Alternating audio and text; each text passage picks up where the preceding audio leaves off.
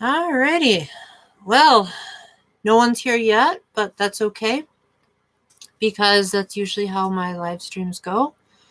This is my brand new HD webcam. So for any of you who were complaining in the comments that I had outdated software, you can officially be uncomplaining, for lack of a better word.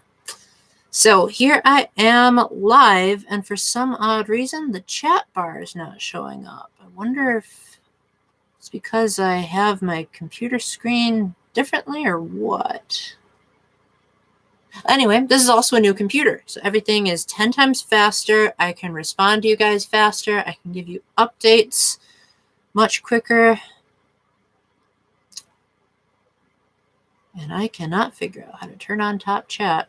Oh, man. There we go. Okay, got it. All right, you guys can now send messages, and I will respond as soon as I can.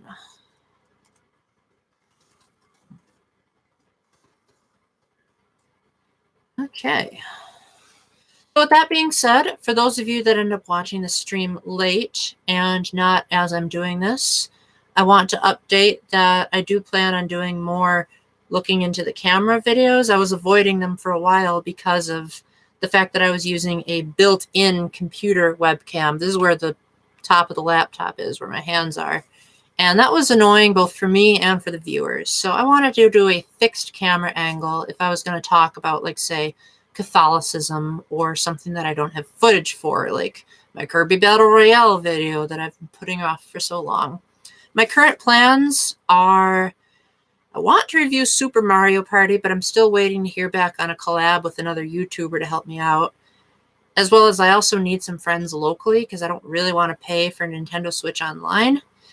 I'm also trying to get the songs back in Super Smash Bros. Brawl because I lost a lot of my progress since my Wii broke and my capture card only works on HD devices.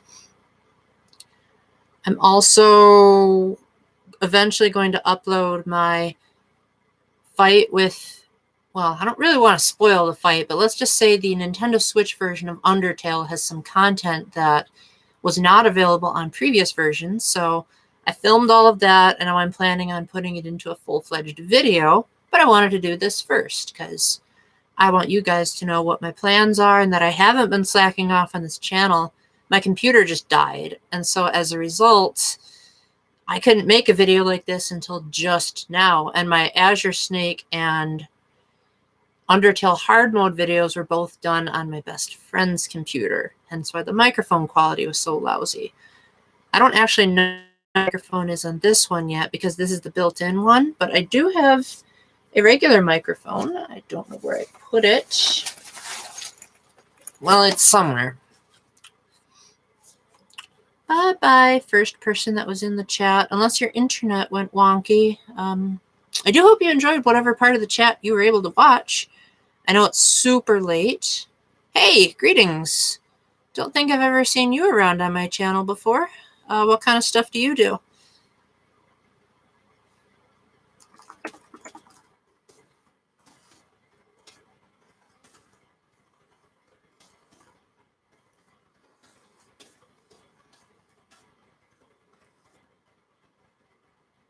Oh, hey, that's a cool new name.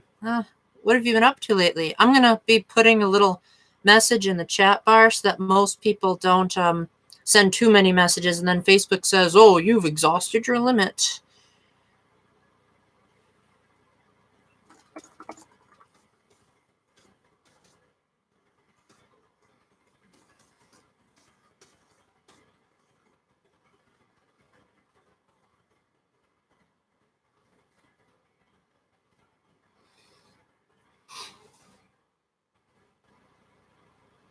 .3D modeling. Wow. Man, that'd be cool if you could do something for my channel.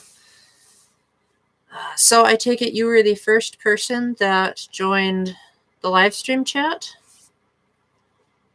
And the Wi-Fi was just being weird?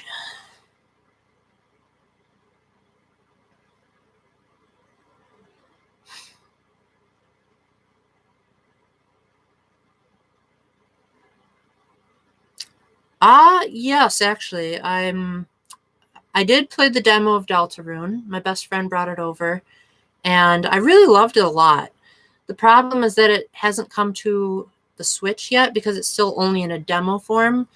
And so if it ever does come to the Switch, which considering that the Switch version of Undertale had a teaser for Deltarune in it, and it was only on the Switch, therefore I think it only makes sense that Toby will eventually put it on here. But on the other hand, he also said it might take him a while to finish Deltarune, so we'll see. However, since this is a live stream, I can give my thoughts on Deltarune. So I'm going to type a little comment here for anyone who's watching late. But for those of you that are watching live, you can stay tuned. Short mini review of Deltarune.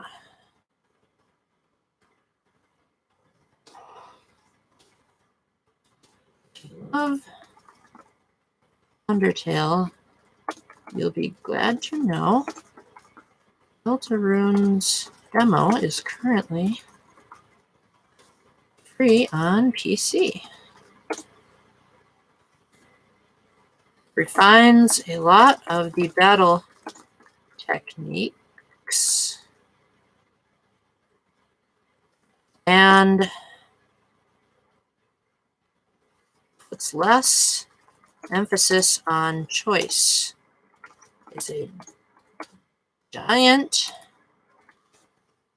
cliffhanger, so some fans might be less than thrilled, but the numerous references to past RPGs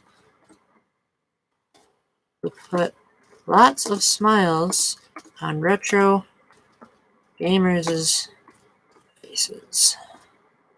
Okay, so my full impression of Deltarune are playing it on the PC was initially very difficult because I'm used to the smoothness of the Switch Joy-Con joystick, so it was a humongous learning curve. But once I did get used to it, I was glad that Toby learned a lot from the battle system of Undertale and also made a couple of improvements so that those of us that couldn't play the genocide route were able to get a taste of some of the harder battles, but not having to do a genocide. Like there was a secret boss that I don't want to spoil its location, but let's just say the final area of the game has a jail cell. That's all I'm going to add. And it is possible to beat that guy on pacifist. And a couple of people have even gone so far as to say he's even tougher than the Sans fight. And I beat him, going full pacifist style. My best friend and I had to double team him together, but it was loads of fun. There is only one ending, so while there is a pacifist/genocide dialogue change, it's not going to impact how the game actually ends. Given the fact that it's a demo, I would say that it's kind of impossible to do a full review of it anyway. But people are already doing like loads of theorizing. MatPat and Noggin, I think, are two of the people that are just going wild with chapter 1 of the game already having how this relates to Undertale. Underlab has quite a few. Okay, so if this were a serious review, I would be saying that one thing I really like about it is that you technically have 3 protagonists and you fight it out with a Final Fantasy style battle system.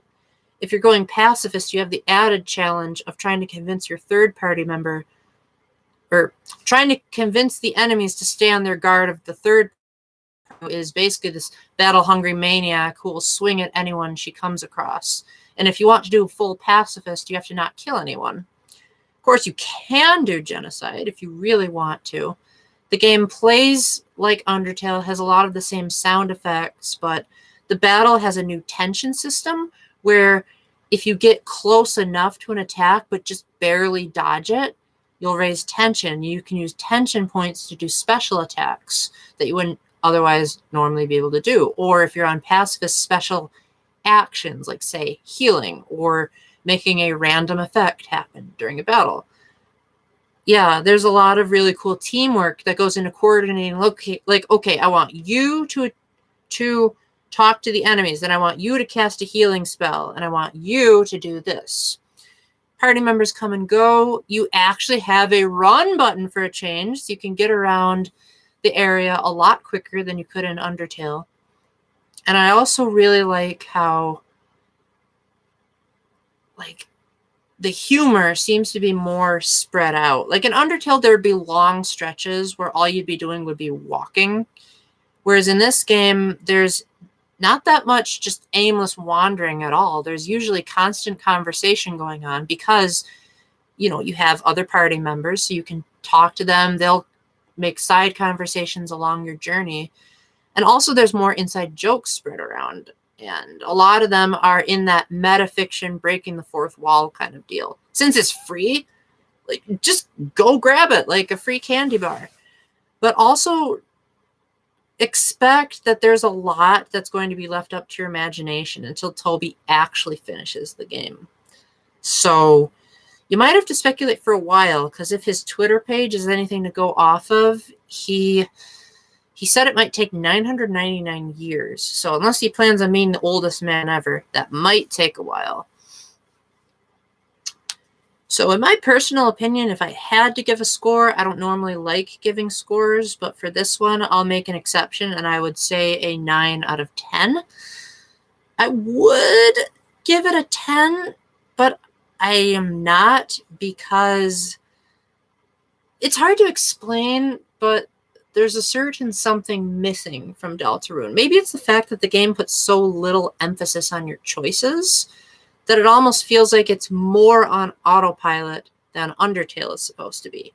But on the other hand, that's not a final score because it's only a demo. So it's a very well-polished demo. And while I was playing it, there were quite a few times where I forgot that it was a demo, and I was like, wait a sec. Is this a full game? Why is this free? So, yeah. Download it. Completionist style voiceover. If I can ever type it correctly.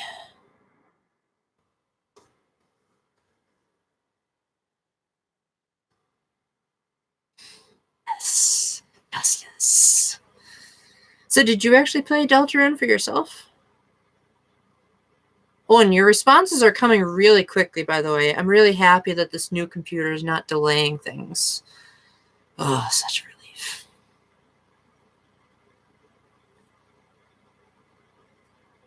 Oh, and fun fact, Deltarune is actually an anagram of Undertale. So is it an alternate universe? Is it a prequel? Is it a sequel? Is it like a Zero Time Dilemma kind of thing? That's up to you to decide. Yeah, I mean, if you've got a good working PC, then the only thing that should be stopping you is if you don't have the system specs or if you don't have the hard drive space. Or if you're dumb like me and just prefer to play it on your best friend's computer because you're a Nintendo nerd. But most people aren't stubborn old mules like me. But there actually is a very big reason why I only do Nintendo stuff. And it all started back in July of 2007. And that is because of this. Nintendo Power is the reason why I only do Nintendo content. It's because I love Nintendo Power so much that I actually went and I purchased old copies of Nintendo Power. And because I had been subscribed since July of 2007, and then I bought some old copies, and I was so grateful that there's a magazine out there that was so Nintendo focused that when, God rest their soul, they ended publication in 2012, I wanted to sort of fill in that void in my heart of, I miss my Nintendo only coverage. And even though Nintendo Life has been doing a fantastic job in their absence, they had a certain sense of humor and way of writing that really made the presentation come alive. Like when they did their 150 things I love about Nintendo, and 7 of them were just the Tetris pieces. Like stuff like that you don't get in any other magazine. Not only that, but Game Informer kind of felt like they were glossing over Nintendo stuff. And Nintendo Power would take even the most obscure of games and like put them on the cover and say, everyone go and buy Zack and Wiki, The Quest for Barbarossa's Treasure, because no one would want to buy a game with an unmarketable title like that. So as a result, I wanted to film Nintendo games that not only people hadn't heard about, but also take first-party games and try to do it with a non-biased, non-nostalgia clouded viewpoint. Because you know, so many of those reviewers, like, they do it to get a paycheck, or they do it because they're professionals, and so they have to review it super duper quickly.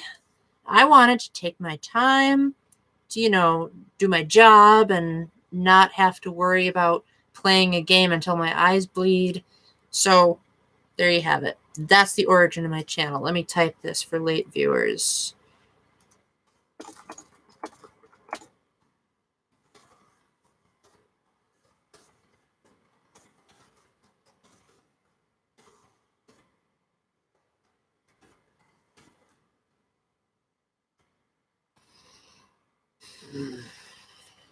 Although, fun fact, I actually do like playing games that are outside of Nintendo systems when they're actually good. Like, I really liked the Sega Genesis back in the early...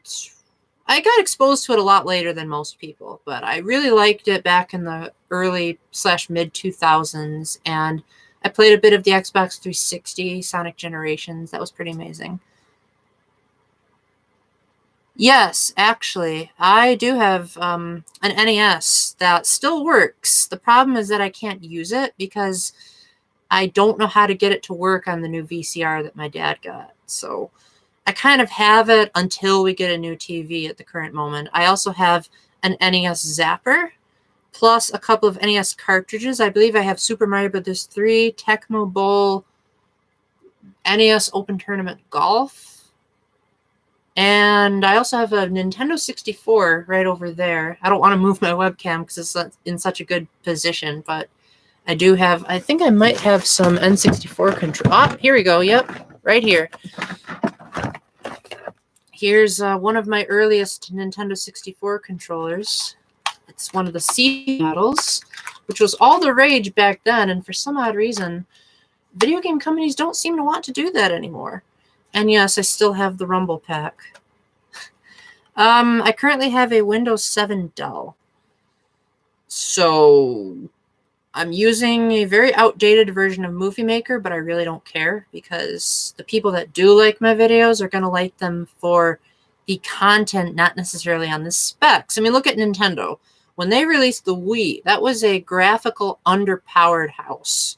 But yet the Wii was like the best-selling system of all time for a while, until I think the Switch outsold the Wii, if I'm not mistaken. Then again, its lifespan isn't over, so we will see. But it seems to be doing really well. Let's see. Oh, yes, I also have a Nintendo GameCube right here.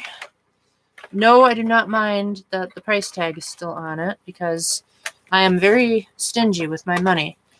Here is a vintage platinum Nintendo GameCube that I got for 29 bucks at Gameheads. Still opens, still has a handle on it, so you can take it anywhere. I don't know what Nintendo is thinking, because who takes a GameCube with them wherever they go? Still got old memory card. I actually really love the GameCube. Twilight Princess was one of my favorites on there. In here was a very underutilized part of the GameCube where you could pop in the Game Boy player. You could play Game Boy, Game Boy Color, and Game Boy Advance games in there. And I no longer have that because I didn't have that many Game Boy Advance games, but it was fun while it lasted. I got to play Minish Cap, Fire Emblem, and Fire Emblem the Sacred Stones on the big screen, which was, at the time, it was, I guess, like, it was sort of the reverse of the Nintendo Switch. Like, on the Switch, you had big screen experiences expanded onto the portable. But with the Game Boy player, you had portable experiences expanded onto the big screen.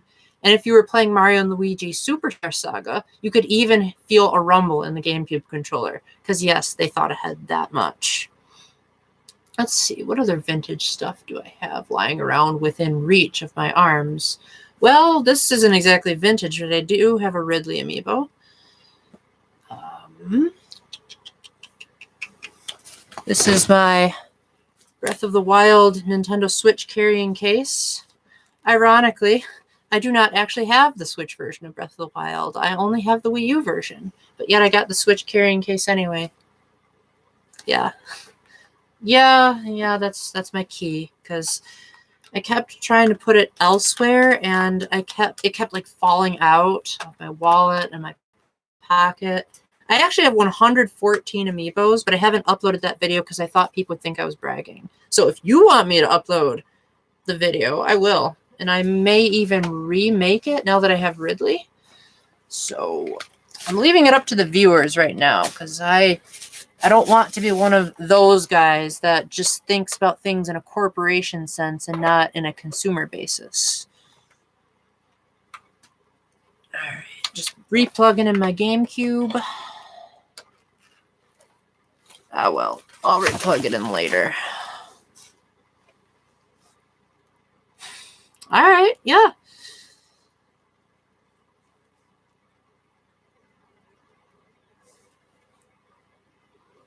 Okay, yeah. So, attention, future viewers. 114 amiibos will be in the works shortly.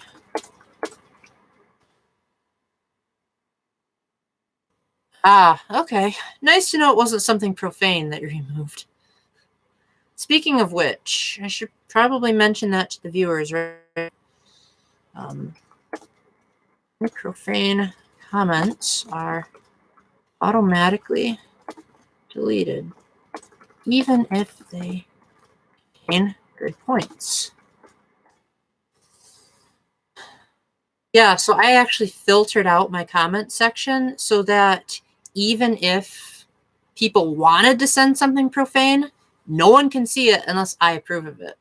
So it automatically gets sent into my held for review section, so that if I say, nah, you said the F-bomb too much, delete, then no one gets to see it besides me. Now, I do allow public comments. That was a complaint I got in one of my recent videos, but I do. I allow comments. I allow likes. This video has 1 like already, and I haven't even uploaded it yet. So I don't know what that guy was thinking. His device must have been faulty. You didn't know that? Oh, that's interesting. You could have been commenting on way more of my videos. No, this guy was commenting on my Sonic the Hedgehog review, and he said that I come across as unconfident. Wait, was that you the whole time?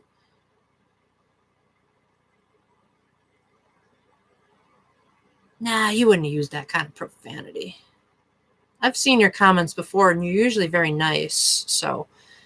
He came across as the type of person that was like trolling me, because I asked him what I did wrong in the video and he wouldn't answer me besides the, you should let people like your stuff. And it's like, I do let people like my stuff. My most liked video has 88 likes. Well, I don't know. I mean, if you were hacked, you went by the username of Paul Smet, Paul S something. I don't know how to pronounce it.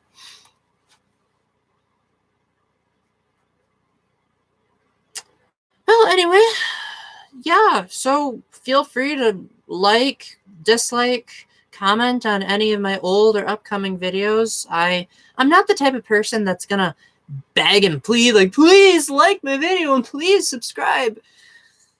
But they're appreciated every now and then. Like, you know, if I work really hard on something and someone actually takes the time to say, nice work, Paul, you know, it makes me feel good. I may not be the most feelsy guy in the universe, but I have some feelings. I'm not a psychopath.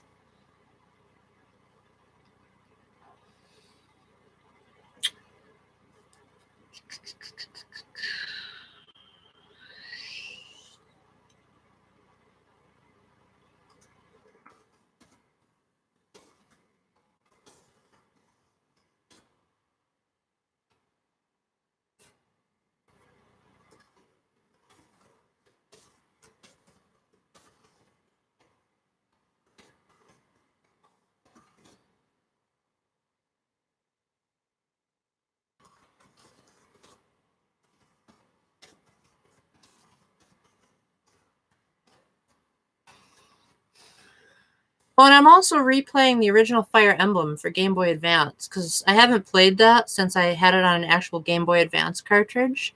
So I re-downloaded that for the Wii U Virtual Console. And so I'm hoping that I can actually like put out a proper review of Fire Emblem, because I reviewed Radiant Dawn, I reviewed Shadow Dragon, I reviewed like everything that came after that. But even though no one said this in the comments, which drives me crazy when someone does this, my Shadow Dragon video got disliked, but they didn't tell me why. And if I had to guess, it's because I was basing it off of my memory and not off of a recent playthrough. So I decided I'm going to replay through the GBA games, and I'm going to have footage because Nintendo abolished their copyright program. Yeah, baby! So I can have footage of Nintendo games now. Don't have to worry about copyright restrictions. And I'm going to say, guys, I just beat this. And you should be giving Fire Emblem a try. Speaking of which, is it just me, or is Nintendo like basically ignoring Three Houses? Because I've been so psyched for that game, and it just keeps on being delayed. Wait, what are you really in? Is it all my reviews of Fire Emblem games?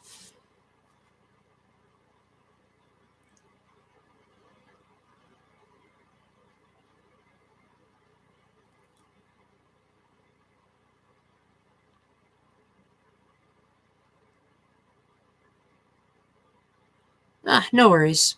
Yeah, so what Nintendo did was, it was in late December, they abolished the Nintendo Creators Program. They have a couple of loose guidelines still, like they still don't want just raw gameplay footage. They want you to make it creative. So basically, if you're doing a walkthrough or a review or a let's play, it basically has to have commentary in it, or like do some fancy editing, like maybe have a effect in your video, or if you have like your face in the upper right corner where you're like talking about the game as you're playing it. Like, they don't want you to copy raw footage of a Nintendo Direct. Like, if you're going to do that, make sure that you comment over it. So essentially, they want you to show the world why you love or hate Nintendo, as opposed to just showing off their stuff without a reason. That's why I now have actually been able to put sound in my Nintendo reviews, where they were muted out because of that copyright thing. Although for some odd reason, they didn't ever strike my Hyrule Warriors Definitive Edition review or my Mario plus Rabbids Kingdom Battle. Why? Neither of them were published by Nintendo, even though they had Nintendo characters. So maybe I got lucky. They also didn't strike my Super Smash Bros. For Wii U video because I used only third-party characters, third-party stages, and third-party music. But then again, Dylan appeared as an assist trophy in one of my matches. Maybe that just didn't register with their internal servers. So that's the main reason why I started re-reviewing certain games, was because people were complaining that it was just my mug on the camera, and they wanted to like actually pay attention. So I took some of my favorite games and I said, these deserve to have footage with them. So I did Mario Kart 8 again, Mario Kart 8 Deluxe again, Mario Maker I've done too many times, Donkey Kong Country Tropical Freeze on both the Wii U and the Switch. I had to re-review both versions. And then I re-reviewed New Super Mario Brothers. New Super Mario 64 DS I actually already re-reviewed, and then I re-reviewed it again with the capture card footage. So I don't mind doing re-reviews for you guys, but just saying that I have put in a lot of work on games that I've had second thoughts on. So for anyone who's coming in late, any requests for re-reviews of big screen games I've only talked about before?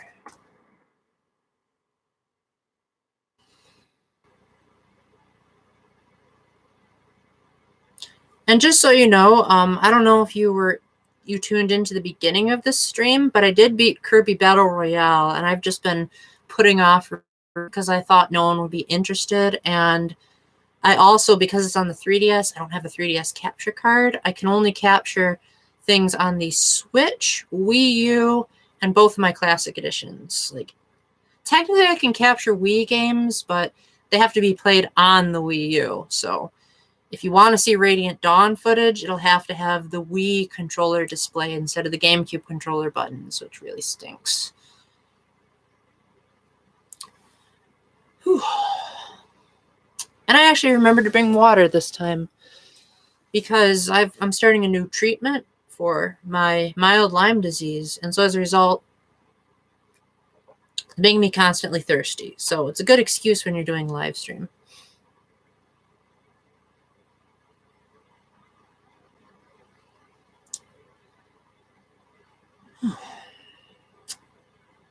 Well, looks like it's just you and me, buddy, because that icon is looking at one person, even though it has two people. So maybe it's me and you.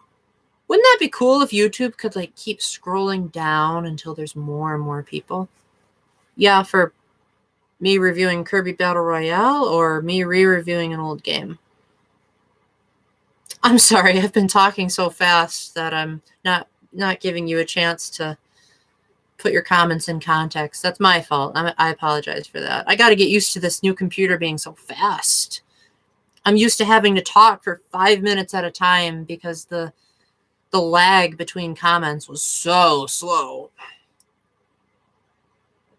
Whoever thought someone had to adjust to a fast computer? Only me. That's for sure. Someone else just left. Oh well.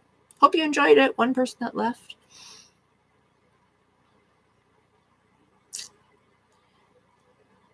So while your response to what you're yahing, I'll try not to talk as much. Oh yeah. Let's see what I did there.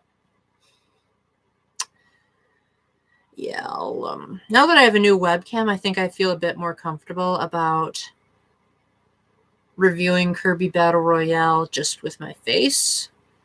I figure I might do a little bit of a prank on my audience with a couple of pictures because of the ridiculousness of the setup of that game.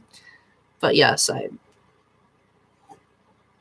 I will review it now that I have a proper camera. Also, Puyo Puyo Tetris is in the works. I forgot to mention that. I just beat that game recently. And I actually did do a full edit and a full script, but then I left it at my best friend's house. So I have to re-review all of that. I didn't even save the original draft of my speech. Like, as I was in mid-talking, his computer ran out of power. So now I have to do it all over again. The good news is I still have all of the footage. So now I just have to re-edit it.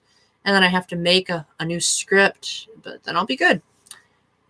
I also did a full review of Drowning for the Nintendo Switch. And I did save that one. But that's also stuck on his computer. So I will, depending on my patience levels, I will either do a new script of Drowning and re-edit the footage. Not that there's much to re-edit. It's kind of a short game.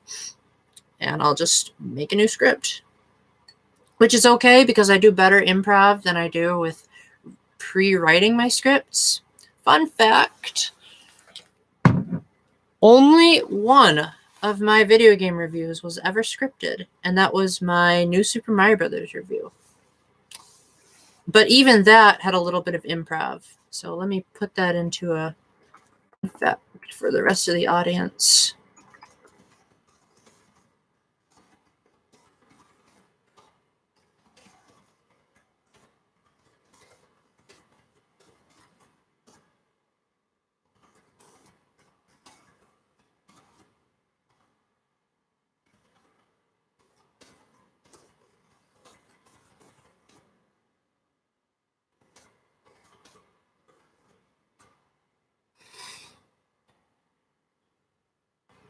Yeah, what I usually do, because a lot of my reviews come across a lot more professional, for lack of a better word. Like, it doesn't sound like I'm just umming and ahhing the whole time because I review it in my head and I'm making impressions as I'm playing it.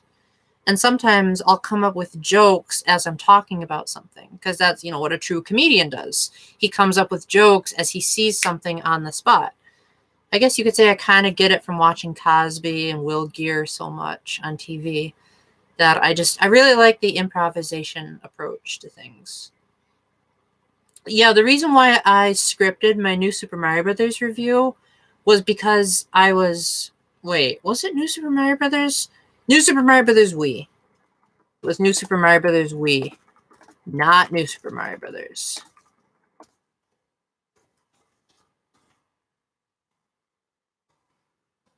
And the reason for that was because I had I reviewed New Super Mario Brothers U first. Well, I can give you a few tips on that once I finish my sentence. So, I reviewed New Super Mario Brothers U first because at the time I didn't like talking about older games if they had a newer game that was similar enough. But then I started thinking maybe people out there watching this that only have a Wii. And so maybe they'd want to play New Super Mario Brothers Wii since they couldn't play Mario U. So that's why I went back, and when I was doing my video for New Super Mario Bros. Wii, the script was like, this is not turning out really well because the game is so ridiculously similar to Mario U. So what I did was I rewatched my Mario U video, and I wrote down everything that I wrote, and then I edited the script so that it flowed better and that it worked with the format of the Wii version. Like I might have gotten rid of parts that had the gamepad in it and added in, like, can use a nunchuck. Why didn't Mario U have this? And then as I was reading my script, I was improvising. So for the complainer, if you're watching this, which you aren't because there's only one person, for the complainer that said that I was looking at my script too much while I was reviewing New Super Mario Brothers, I actually wasn't looking at a script. I was looking at my image on the webcam to check the time, because sometimes if I don't check the time, my reviews go too long. So you're welcome. The reason why no one knows about that comment is because I deleted it because it had too much profanity in it.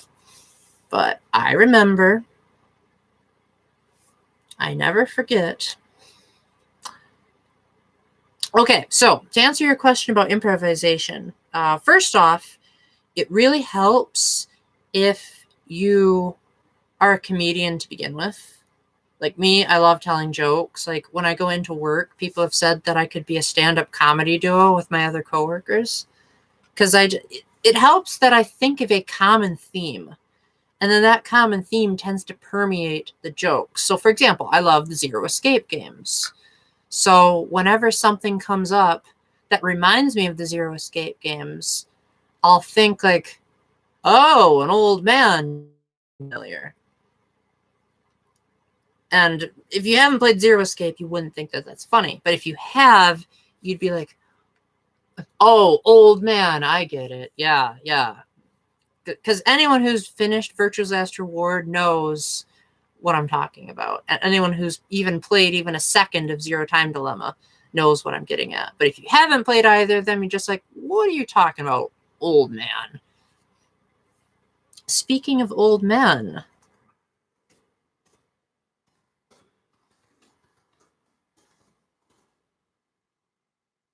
I have another fun fact.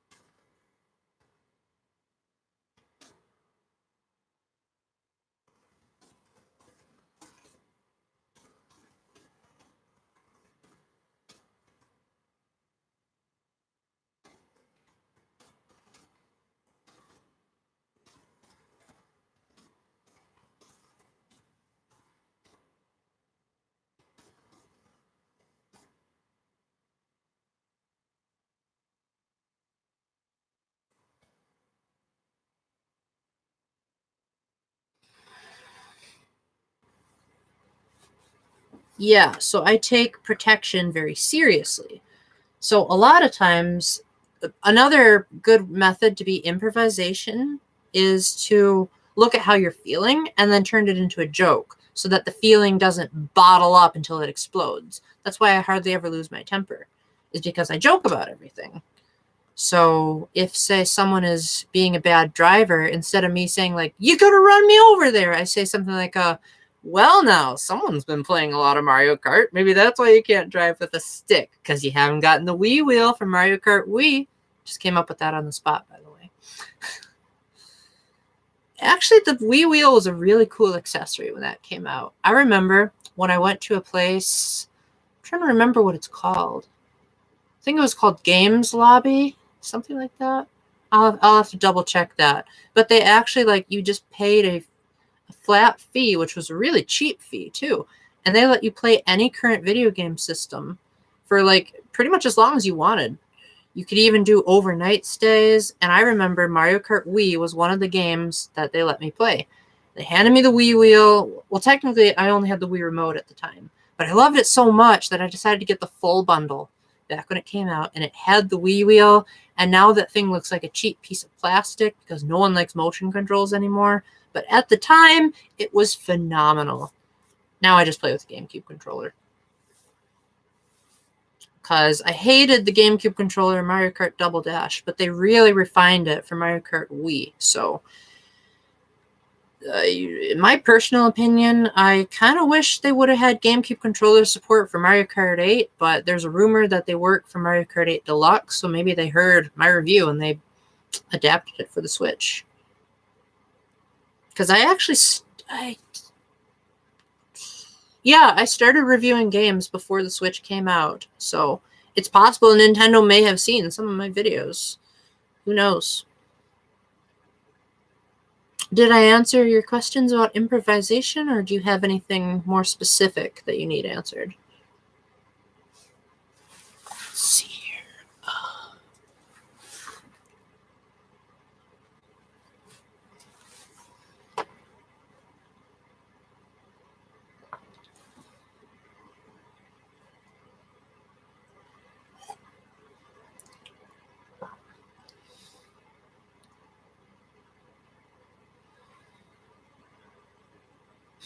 Glad I could help. Make sure to ask other people too, because I'm not the only improviser out there. Robert Carlyle is renowned for his method acting. All right, sounds good. Yeah, if you ever watch Once Upon a Time, the voice that he uses when he's Rumple was actually based on his son, who would run around the room going bah, bah, bah, bah, bah, bah, bah, bah. So that's why he talks like a child that is going crazy, because his son was going crazy at the time, or something like that. So I heard. Speaking of Once Upon a Time, I'm really happy that the series finished pretty strong.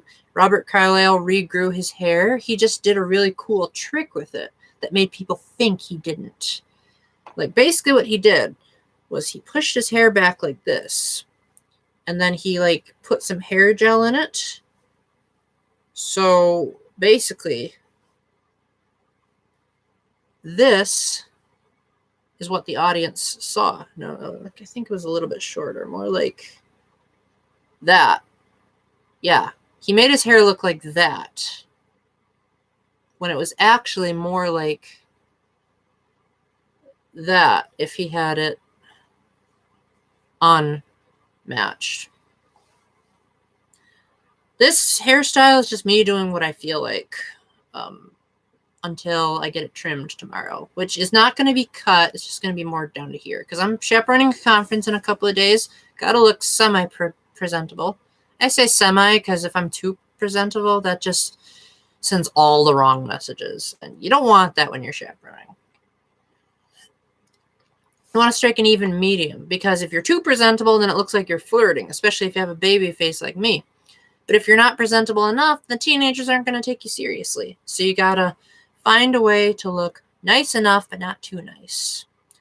And before you say, Paul, you're being ridiculous, that actually has happened to me on quite a few occasions. I actually did have a girl, not going to say any names, but I did have a girl that actually had a crush on me when I was 5 years older than her. Thankfully, we resolved that, and now we're, she's got a better boyfriend. At least I think she does. It's been a while. But she's now a proper adult, so we talked that out, and we're fine now. Hello, second person that's joined the live stream. Do you have any questions?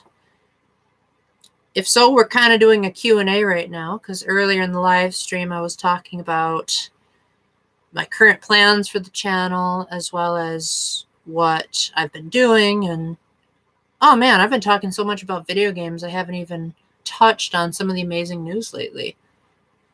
Well, I was in a collab recently, so if you guys want to check out Miss Nico Tendo's channel, she's a really great YouTube creator. She doesn't use any profanity, and bye. And all of the stuff that she does is, oh, I get it. He or she left because they took my suggestion about Miss Nico Tendo. That works. Hey, she's a good YouTuber. She might as well get some attention. Yeah, basically, typing in girl gamer on YouTube's search engine. And she was one of the few that showed up, and I ended up really liking her channel. Yeah, maybe I'm biased towards female gamers because there's not that many of them. But on the other hand, I have seen other female gamers try to do what she does, and I end up not liking them because they try to be too mainstream. So as a result, I tend to gravitate towards YouTube channels that are different. Speaking of which, early preview of a future video.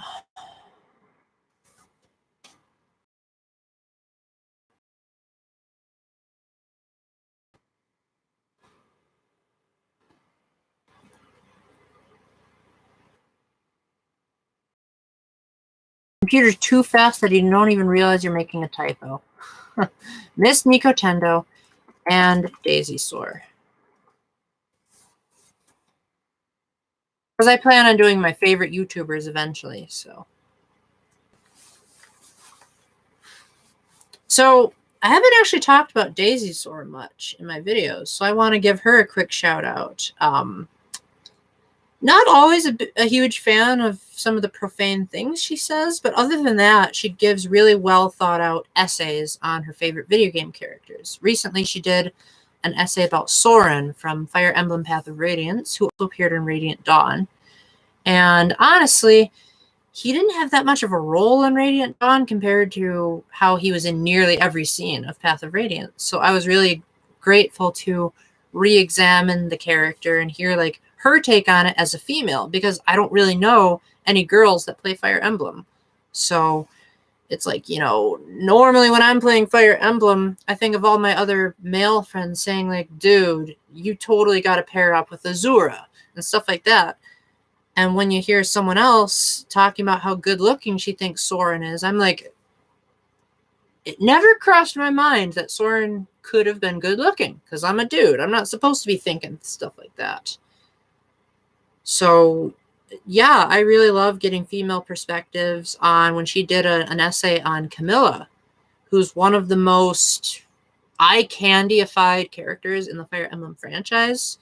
It was nice that she actually posted a practical viewpoint on why that's not good to go into battle looking like that, even if there wasn't a moral code. And so I loved that so much that I ended up finding the image on Google Images, and I'm planning on using it in a future video showcasing modest designs in female video game characters.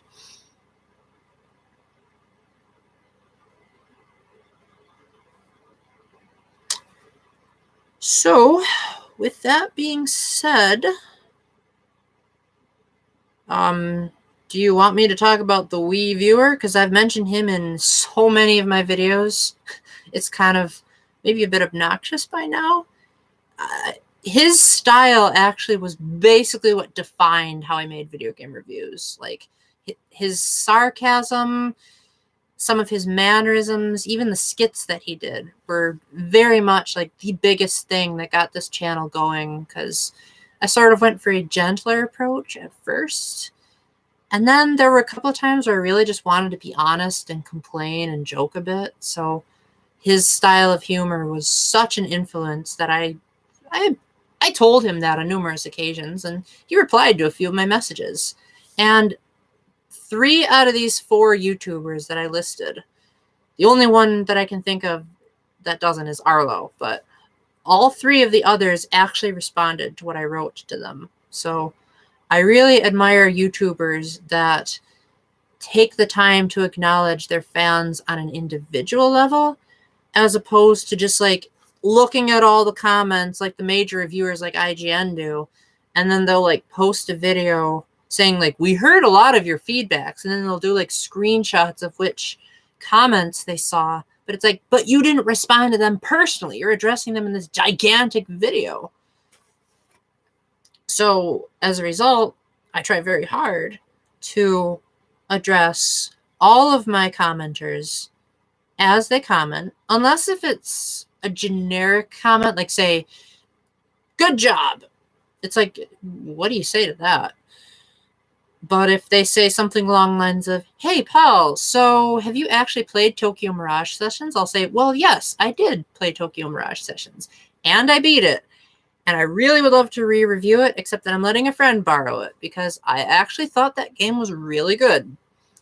One of the few Wii U exclusives that got amazing reviews, but terrible sales. So I really feel sorry for that game.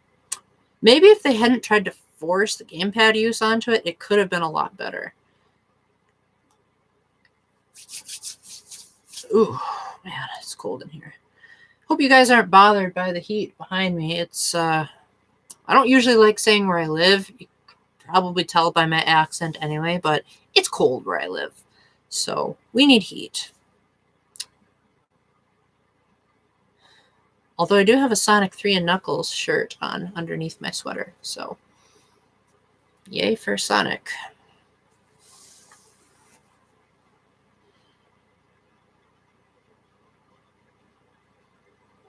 Oh yeah, like that was one of my favorite parts of giving public speeches, is I would always say to my audience, okay guys, so as much as I've loved preparing this little speech for you, I would like it even better if you asked individual questions after the speech, and then I can address you on a person-by-person basis. And then I would even say after that, like, hey, if you still have questions, just come talk to me after the speech. I will gladly address anything you have to say. And I did. It was a lot of fun. And I wish people would ask me to speak more. But as it stands, the last time I did a public speech was back in 2013, I think. I spoke about Asperger's syndrome, and generally a sense of like be inside that person's shoes. Like, what does it feel like to experience Asperger's syndrome? So I used YouTube videos. I used references to popular culture as a way of like doing a simulation of sorts. One of the simulations I used to talk about overstimulation was I took a video called Every KK Slider Song, played it once. Oh, I do MBTI videos. I just haven't lately because I haven't had enough information. I've been wanting to talk about ENTPs and INTPs for a while. It's just the problem is that they're so darn rare, at least where I come from. I know of two confirmed ENTPs in my life, but they're very different people. So I'm wondering, like, is it fair to make a video about them when they're... Yeah, welcome. I also want to do one on the INTP, but again, the person I know who is the INTP, he did a lot of questionable stuff that I think might have damaged his brain. So I don't want to make a video about that, and every INTP is like, Paul, we're not all absent-minded like that. Well, maybe you are. I don't know. But he is a very absent-minded person.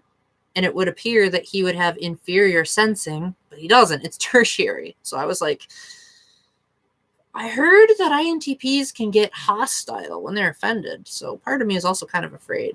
But no, my next episode of ISTJ info dumping is going to be on what ISTJs hate. So I'm going to be talking about not things that we just dislike, but things that we hate with a fiery passion. And I'll give you a spoiler right now. Spoiler for things ISTJs hate.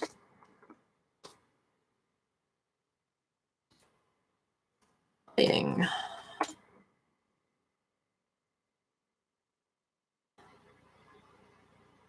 Lying.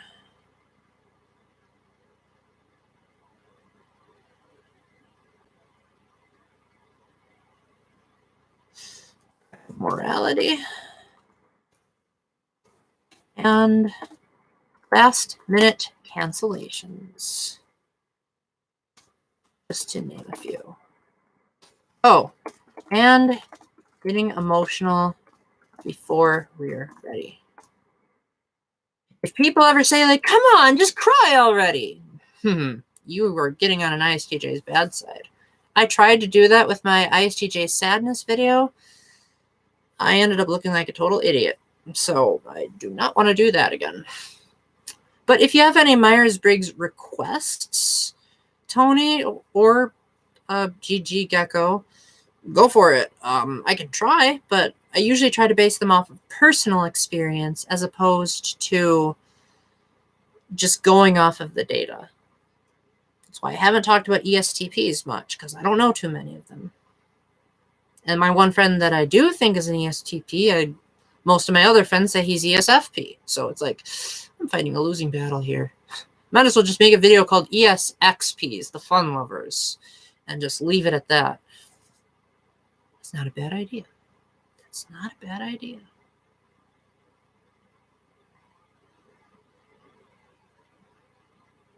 Not a bad idea at all. Yeah, huh? That's one of the things I got criticized the most for when I did public speaking was at first, because I talked about autism, I would talk about like the symptoms of autism and like how autistic people are affected. And they'd say, Paul, come on, you have autism yourself. Talk about your own experiences. So I had to say, okay, I really don't like getting personal, but okay, I will talk about how I feel about this. What does it mean to have extra sensitive hearing? What does it mean to have tics? So I, had to get all messy with some of my deeper emotions. Wasn't fun, but it helped me develop my tertiary feeling a lot. And so I guess that sort of leaked onto my YouTube channel of sorts. You could say like a lot of my mannerisms are based on my public speaking. In fact, that's actually one of the main reasons why I did a lot of the stuff I did in the early years, was that I mistakenly thought my audience on YouTube is going to think the same as my audience when I speak about autism. Nope. They are completely different people. So I had to learn how to adapt a completely different style. After years of doing things the same way, I had to do it differently on YouTube. Because the approach when you talk about autism doesn't translate well to YouTube. Speaking of which, a simulation of what a public speech would be.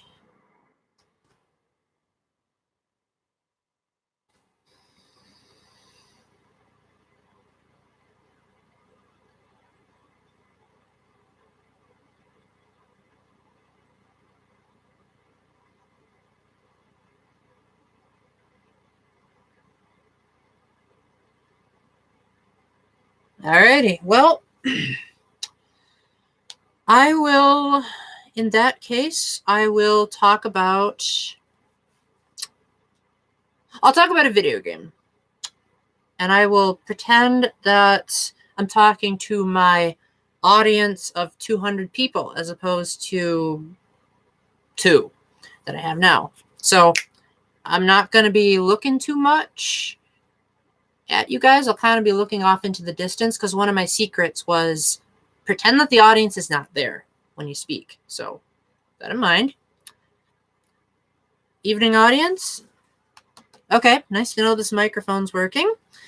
So my name is Paul, and I really love video games. You can probably tell that by looking at the t-shirt. You can't. Okay, there it is. Shoot, they're gonna boo me off the stage for public undressing. Oh no, I am going to be kicked off. Okay, hold your. All right. So you guys are probably wondering about Super Smash Bros. Ultimate and what makes it so ultimate. Well, that depends on your definition of ultimate. A lot of people, when they think of ultimate, it means the best of the best of the best. Or they might be thinking ultimate as in the ultimate fiance. But really, guys, you see, Masahiro Sakurai has his own opinion of what makes a game ultimate. But he also knows that he's got the fans that are thinking about what makes it ultimate. So therefore, he had to come with the generic definition. And that is, let's have as much stuff as possible from the older games because we have a wide spectrum of fans. And if it's going to be the ultimate crowd pleaser, it has to please the ultimate amount of people. The game sold like hotcakes. I've never actually tried a hotcake. Hey, ma'am, you ever tried a hotcake? No, I can't say that I have. Well, that's probably a good thing because most of us, when we eat our birthday cake, we like it hot. Well, at least you'd think we do because we Americans, we have candles on our cakes. And somehow no one is complaining about the wax getting into our cake. Pause for laughter. So, Super Smash Bros. Ultimate contains 103 stages, 1,303 spirits, if you've gotten all the updates, 876 music tracks, and I actually don't remember how many Mii costumes there are. Because, let's be honest, guys, if you could make a Mii of yourself in Smash Ultimate, would you really want to do it? I mean, all of us have our insecurities. I really do not like how the voice options make me sound like this, when I really don't sound like that at all. I really sound more like Johnny Cash if I really wanted to do that. So, Smash Ultimate is an everyone is here. Everyone in Tetris piece. No, not really. You see, that just wouldn't work with negotiation rights because you see, he would have to go through Alexei, whoever was doing Tetris, and he would have to get the rights. But yet, somehow he got the rights for every returning fighter, and they all control brilliantly. They control like butter on corn on the cob. People say butter across toast is so smooth. It is not. Whenever I try to butter my toast, it sounds like I'm scratching saws on something. Okay. I get it. You want me to get into the review, right? That's why you're listening to my speech, right? All right, let's get into it. For most people, a lot of people are going to see Super Smash Bros. Ultimate as a way in which you can experience the best of the best with high quality, good controls, and feel like you're playing all of the games crammed into one. You've got improvements all across the board. Some stuff hasn't been back since its original inception. They wanted to take out that which didn't necessarily need to be there and keep in that which was successful and workable. And in some cases not. I mean, let's be real. How many of you actually liked the menu music for the original Super Smash Brothers? Beep, beep, beep, beep, beep, beep. I didn't think so. Me neither. But what he did instead was he just said, I'm not going to let my own personal bias cloud what clouds in the game. What makes me think this game is ultimate? I am going to put in as much stuff as possible so that you can be the judge. Of course, and I do this when I'm making public speeches in real life too. I sometimes lose my train of thought. The competitive people still found reason to hate this game, even though he tried to make every stage have a battlefield form, which means 3 platforms. He tried to make every stage flat and to make them expand so that they'd be enough for 8 players. He made every stage 8-player. He got rid of the home run contest. Thank goodness. He got rid of target blast. Thank goodness. He got rid of a lot of really terrible stuff, and he put in an adventure mode. Even if it's not exactly the same as Subspace Emissary, he put it in there. And by golly, did it have one of the most amazing opening cutscenes in video game history. Lesson learned, ladies. Don't turn into a bat when you're trying to escape from a terrifying beam of light that'll use galactic annihilation, or you will just turn into a mindless puppet that is controlled by a spirit. Personally speaking, that's how it feels to be Asperger's syndrome. Everyone is saying, I'll do this, I'll do that. No, I'm going to be my own man, thank you very much. So you control as Kirby, the lone survivor in a galactic annihilation. And the reason they chose Kirby was not because he was Sakurai's baby, but because he was the easiest to control. Yeah, that's right. All of you are putting your pitchforks at Sakurai for being biased. He's not being biased. He's being practical. He also considered Bayonetta and Palutena, but he said those two had too much of a learning curve. And not only that, but Kirby's been able to escape from different planets since his inception on the Game Boy. So he said it just worked out. I'm going to end my simulation here because I give public speeches on autism, not on video games. I just didn't want to embarrass myself, but I hope you guys enjoyed part of that. Don't worry, Tony. My actual video game reviewers are nowhere near that scattered. They're actually way more thought out than that. That was if I was reviewing a video game for a live audience. So, there you go.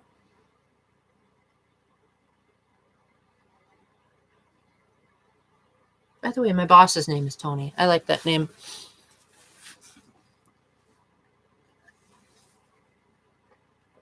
Thank you. Glad to hear it.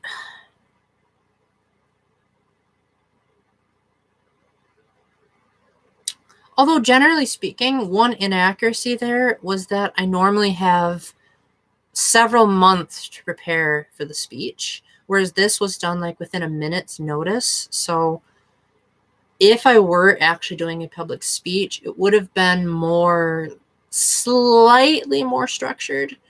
That was just me going off the top of my head. You see, the secret to captivating an audience is you want to make them laugh, because you want them to be able to have maximum memory retention. Generally, people remember humor the most about something. Why do you think they sneak in humor in pretty much every genre of film? Even in horror films, they sneak in humor. Because it's good for memory retention.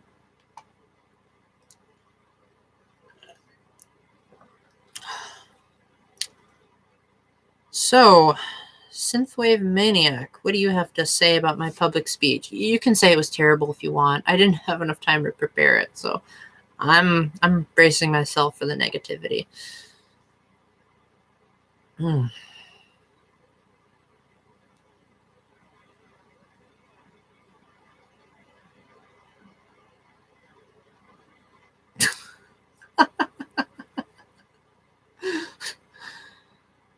Yeah, it was pretty awful, actually. Like, that would be if I wanted to talk about Ultimate, but if I wanted to review it.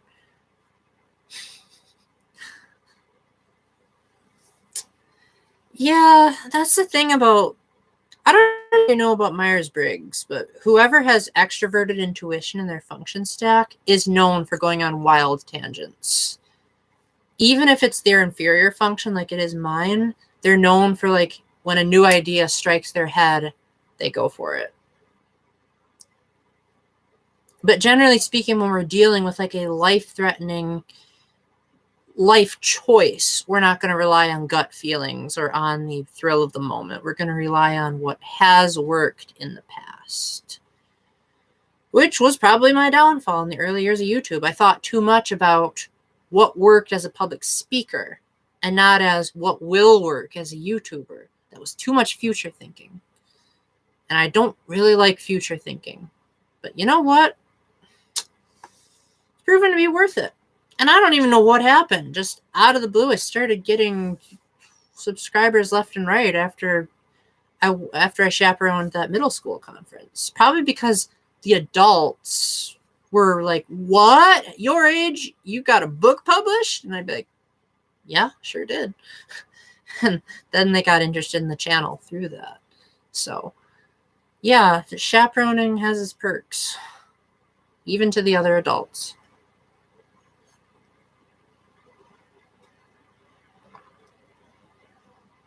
Oh, grip on the inferior function. It basically means that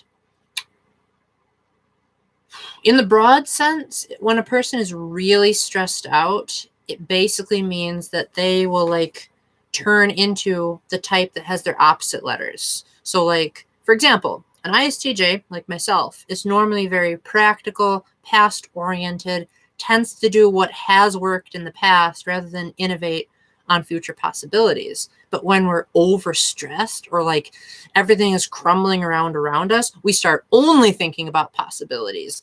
And then we start going through every single list of things that could happen. And then we end up hitting ourselves in the head and getting into this terrible blame game and saying, I'm this terrible, awful failure that is ruining everything.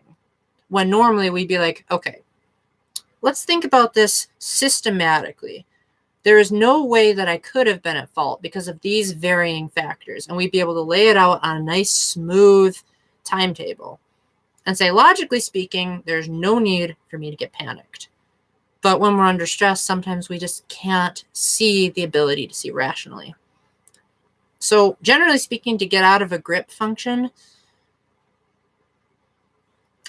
actually, I'm not sure how to answer that because for each type, it's different. For me, how I get out of a grip function is I say to myself, you are in your grip, get out of it. And then I do. Whereas if you tried to say that to an ESTJ, they'd likely slap you. Although I would love to see an ESTJ try. I really would. I've been told that we can really get on their nerves if we want to. I have gotten on ESTJ's nerves on many occasions because I used to think I was an ESTJ myself because I'm very outgoing among selective company. But generally speaking, I do prefer being cooped up in my room doing my own thing and filming YouTube videos as opposed to going to parties. And you may say, but Paul, you chaperone so many things. Yeah, I chaperone. Then I hide in the corner when I get a chance. So it's selective bursts of energy. So, no, you got it just down pat. Okay, so it's actually a pretty cool story how I figured out my personality. So it was in late 2012, September 23rd, 2012 to be precise. I was at a young adult group and we were talking about many different things. And one of the guys there was, no, it wasn't that date in 2012, but it was fairly into 2012, like around September or October. One of the guys there was talking about his type and his letters. And I was like, what the heck are you guys talking about? And they're like, oh, we're talking about the Myers-Briggs. And I was like, what's Myers-Briggs? And they're like, oh, it's a way to assess your personality. And I said, oh, one of those things, huh? Well, I'm quite the enigma. I'd be surprised if they could pin me down. So I went to Human Metrics and they asked 4 questions. One was, do you prefer extroversion or introversion? And at the time I said, oh, extroversion. That means you like talking. Well, I like talking, so I'll put E. S. You more about the past and the concrete details, or are you more abstract? And I was like, oh, I live in the past, baby. S for sure. Then they said, do you prefer logic or do you prefer your own personal feelings? And I said, well, I do prefer what the church says over what I think is right. So T, then J, structured, or I didn't even wait for them to finish their sentence. I just said, J, I'm not an easygoing person at all. So I said, oh, yeah, I guess I got ESTJ then. Then I looked it up and I said, yeah, that sounds a lot like me. But then I noticed there were a lot of discrepancies over the years. The first one was I was just too nice.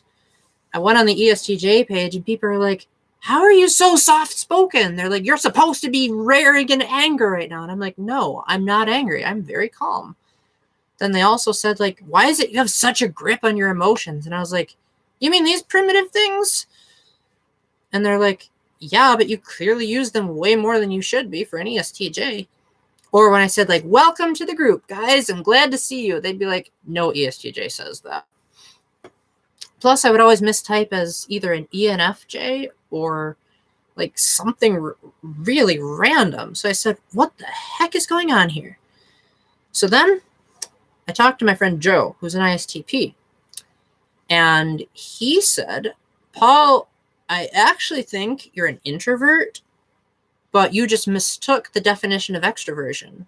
So I said, no, I said, I really think I am an extrovert. It's just that I have Asperger's syndrome. So therefore, it causes me to have these certain reactions and makes me tired around people because of my hearing and because of the extrasensory stimulation. He's like, but you tend to like smaller groups. You don't really talk very much when we're like 6 people at a table.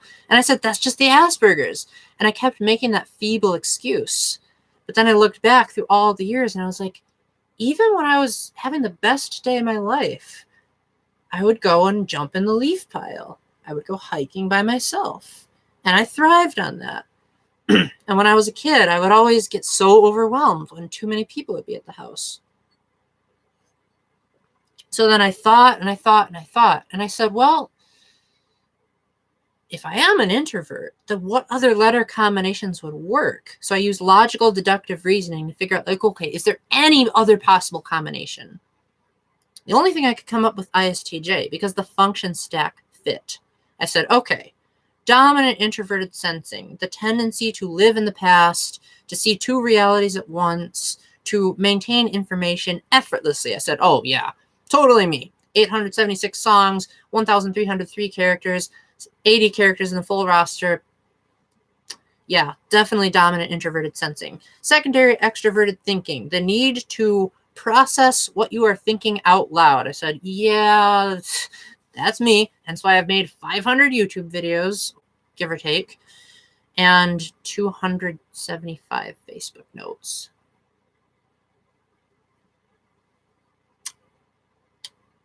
And I tend to speak what's on my mind a lot, which was what ruled out ISFJ, because ISFJs are so concerned about people's feelings and their welfare that they tend to like not speak up if they don't want to hurt someone's feelings. Whereas I'm the type that hurts people's feelings without trying to, because I just don't have an empathetic side. I try, I really, really try, but it just doesn't seem to happen. I tend to blurt out the most inappropriate things because it's just what's on my mind. Extroverted thinking is just like, just say it already. Don't bottle it up. Then tertiary introverted feeling, the tendency to be uncomfortable with expressing how you feel. I said, oh my gosh, that's totally me, because I don't like expressing how I really feel. I like expressing what I'm thinking, sure, but what I'm really feeling is often something I prefer to keep to myself. Often not immediately aware of what other people are feeling. I said, yeah, that's me. And then the bottom one was extroverted intuition, where it said a terrifying fear of the future, not liking new ideas. I said, oh my gosh, that's totally me too, because I'm always saying, like, why can't things just stay the same? I had a tendency to criticize the GameCube when it first came out because I was like, oh my gosh, this is terrible. Why can't it just be like the Nintendo 64? Why do they have to get all new agey on us? And I didn't like the GameCube's music because I thought it was too progressive from the Nintendo 64 era. So after I made that conclusion, I said, I'm going to take the test again. So I did, and I consistently kept getting ISTJ every single time. And then people said, nah, I still think you're an ISFJ. To which I responded, I try to be because I'm a Catholic, but let's be brutal, people. I would much rather go with objective reasoning than on what people feel. Because if I went by what people were feeling all the time, I would probably have cut my hair down to a buzz cut by now. But I don't, because I'm a stubborn old mule. Also, ISFJs give in to peer pressure a lot more. I just say, no. I'll listen to what people say. Don't get me wrong. I'll hear out what people say. You heard that throughout pretty much this entire feed, synthwave. But I hate going by like the way the world does it just because it does. The introverted sensing in me says, okay, why is this done the way it's been done? I don't like this. I don't like having turkey on Thanksgiving. Let's have pizza. Not because I want to change it, because I'm bored of turkey. Now, if we did have pizza every single year for Thanksgiving, I wouldn't be complaining, but we don't. So we finally did this year, and I was so thankful because I love pizza. It's my favorite food. Does that answer your question? I've also gone on record saying that I sometimes think I act like an ESTP when I'm actually in my rare extroverted mood, because I have a tendency to every now and then be a little bit daredevilish when it comes to something that I know I can handle. Like when I'm climbing a tree, for example, I'll like not have any handles that I'm holding. I'll be standing on the branch just being like, look at me, people. And they'll be like, Paul, you're going to fall. And I'll be like, no, I'm not going to fall. I swear, I've never broken a bone. And it's true. I've never broken a bone. I've never fallen off of a high place. And so as a result, the introverted sensing in me was like, I don't see any reason why I would fall off of this. So therefore, I don't need a safety belt. I'm too used to it. Just like once you've done public speaking enough, you don't really need a script. You just keep it all in here. Now, I do sense a few people thinking in their heads, but Paul, you're not rigid and you're not robotic and you're not boring like an ISTJ. Why are you not an ENFP? To which I respond, ENFPs are klutzy, and I am not. I can be klutzy if I'm like put in an awkward situation that I'm not used to, but most of the time I'm not. Most of the time I'm actually the total opposite, where I'm keeping an eye on everything. I'll be the type of guy that says, oh, you let your eyebrow hair grow out. Good for you. Or I'll be like, you got new shoes. I can tell that because you're an inch taller than what you were than yesterday. ENFPs don't notice those little details. They notice the broad details. Whereas I notice every little thing. I can say July 4th, 2010. That was when this happened.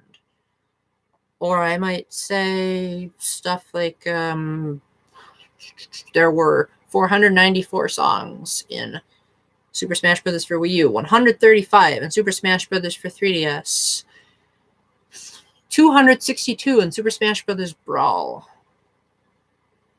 and bore people to death with all those minute details, especially ENFPs. Shadow functions. If you're talking about like the 4 that I don't have, which would be extroverted sensing, introverted thinking, extroverted feeling, and introverted intuition, I've heard them described as demon functions on other websites. And I must say that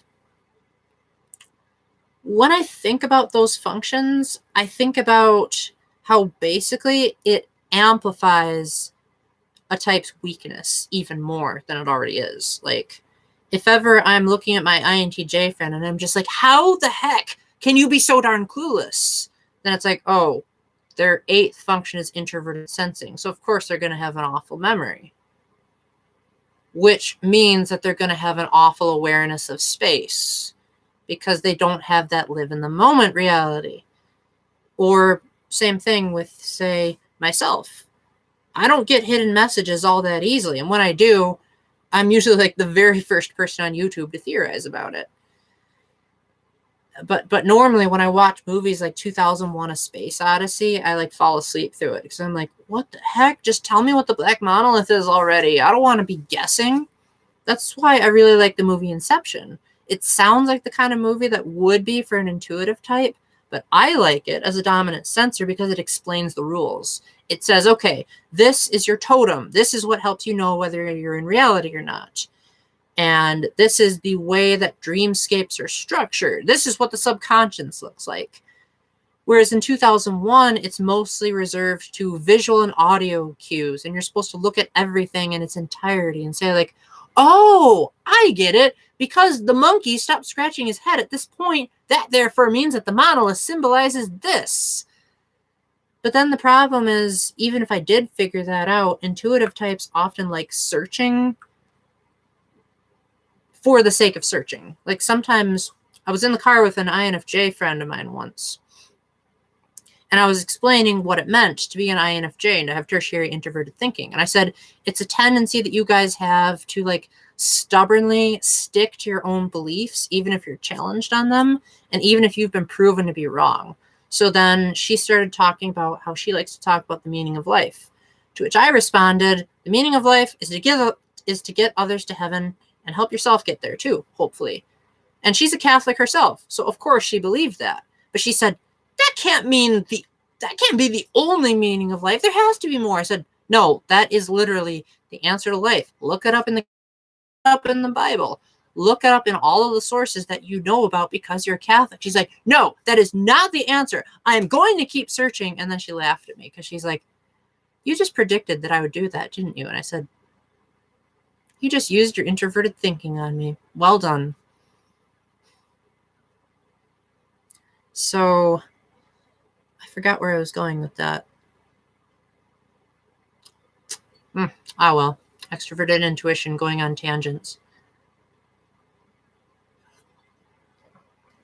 But yeah, because she has introverted thinking as her third function, that's why she doesn't express her thoughts very much, because extroverted thinking is her seventh function. So that's why INFJs keep a lot of things to themselves.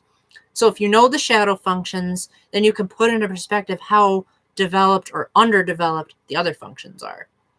So for me, as an ISTJ, I may have introverted sensing, but my fifth function is extroverted sensing, which means basically I'm more likely to live in the present. And that's why ISTJs don't only live in the past. They can indeed be very present-oriented as well.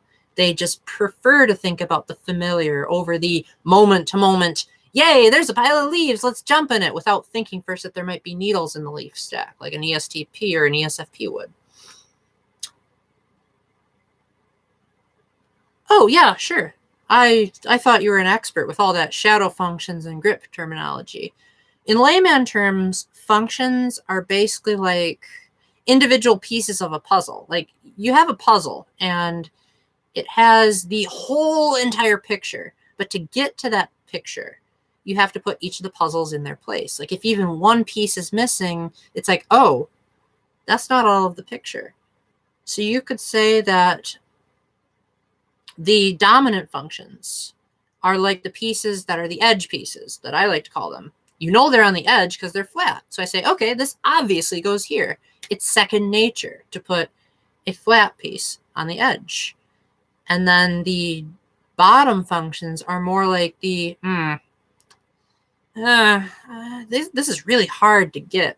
To use an even simpler example, it's the go-to of what your impulses are and what you reject. Your dominant function is going to be that which you do without even thinking much of it. So someone with dominant introverted sensing is going to be like, this looks familiar, without even thinking about it. Someone with dominant introverted intuition is going to say, I wonder what this all means.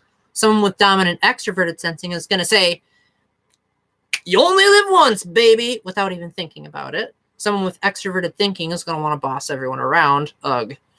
Someone with dominant extroverted feelings is going to subconsciously want to make everyone happy. Then the secondary function is how they're expressed to the world, or in the case of an introvert, or in the case of an extrovert, how they introspect. So for an ISTJ like myself, my secondary is extroverted thinking. What I think about through sensing comes out to the world through my thinking, which is extroverted, which is talking to you guys through the camera, very expressive with my hands, very much loving to use metaphors, loving props, that kind of stuff. Then the tertiary function is the okay function. It's kind of like if you're in driver's ed and you're still in the training process. You're not terrific at driving. You're not good enough to have a license yet, but you're close. You just have to develop it.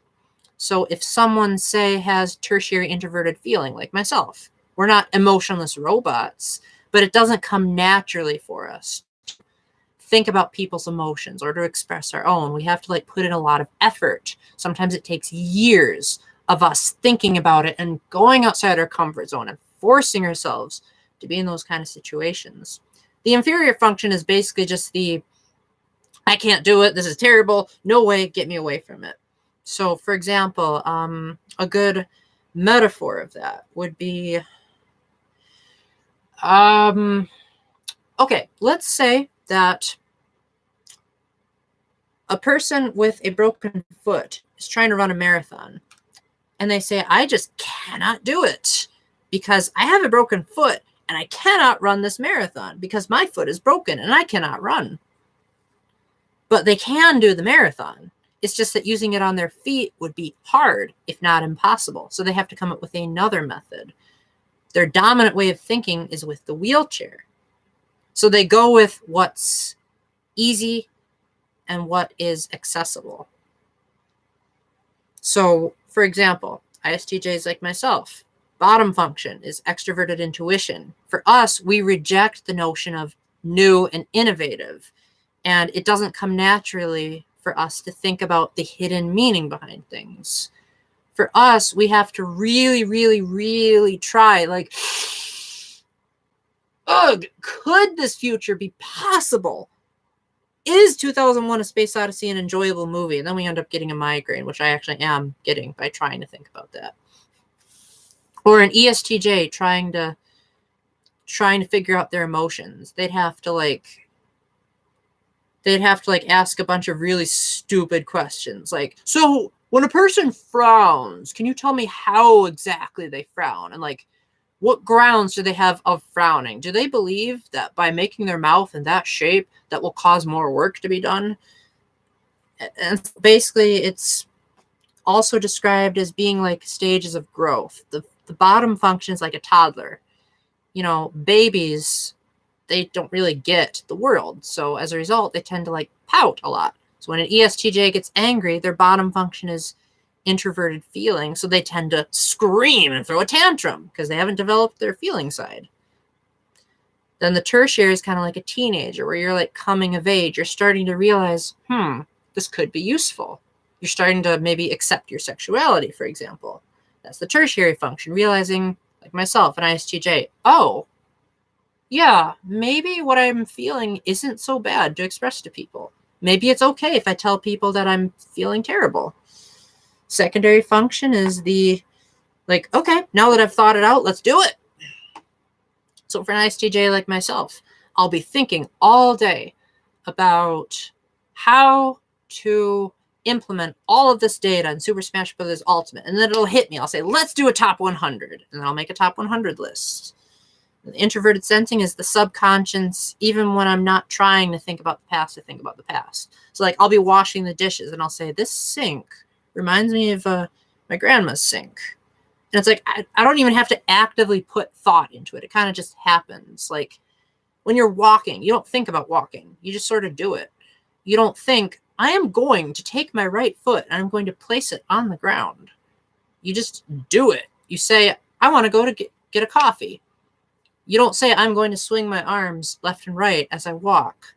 You don't say, I am going to sneeze and I'm going to put my elbow up to my nose. You sort of just, as an instant reaction. That's the dominant function. Make sense? Or do I need to simplify it?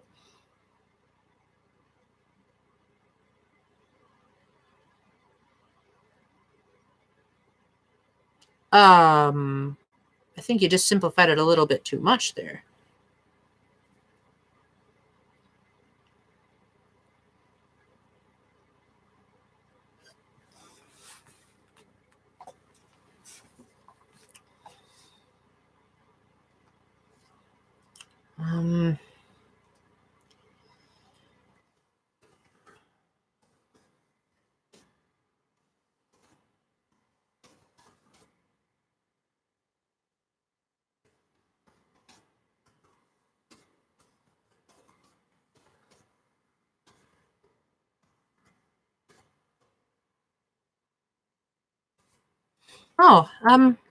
You're quite welcome. One of the benefits of having extroverted thinking in the function stack is when we think about something, we have to talk about it. Like if something's on my mind, if I just let it stew in my brain, I go crazy.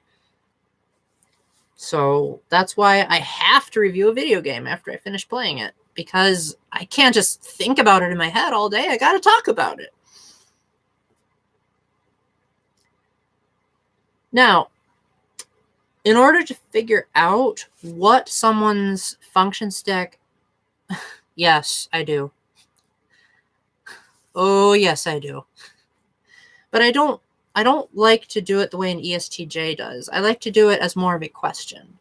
Like, for example, if my coworker is slacking off, hey, greetings, Lunar Octopus, I've missed you. Man, you're one of the...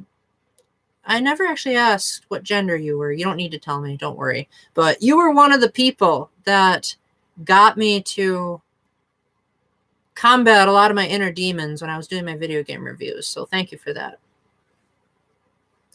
So we were actually just talking about Myers-Briggs because I make a lot of videos on the topic. And like, I was just asked if I boss people, and I was just saying, yes, I do, but I prefer to do it in the form of a question. Like, an ESTJ would just be like, you, take out that laundry. I would say it more like, hey, Kevin, my back is kind of hurting. So do you think you could take that laundry out to the loading dock? Thank you.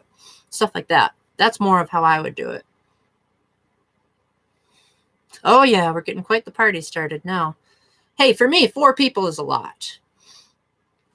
Yeah.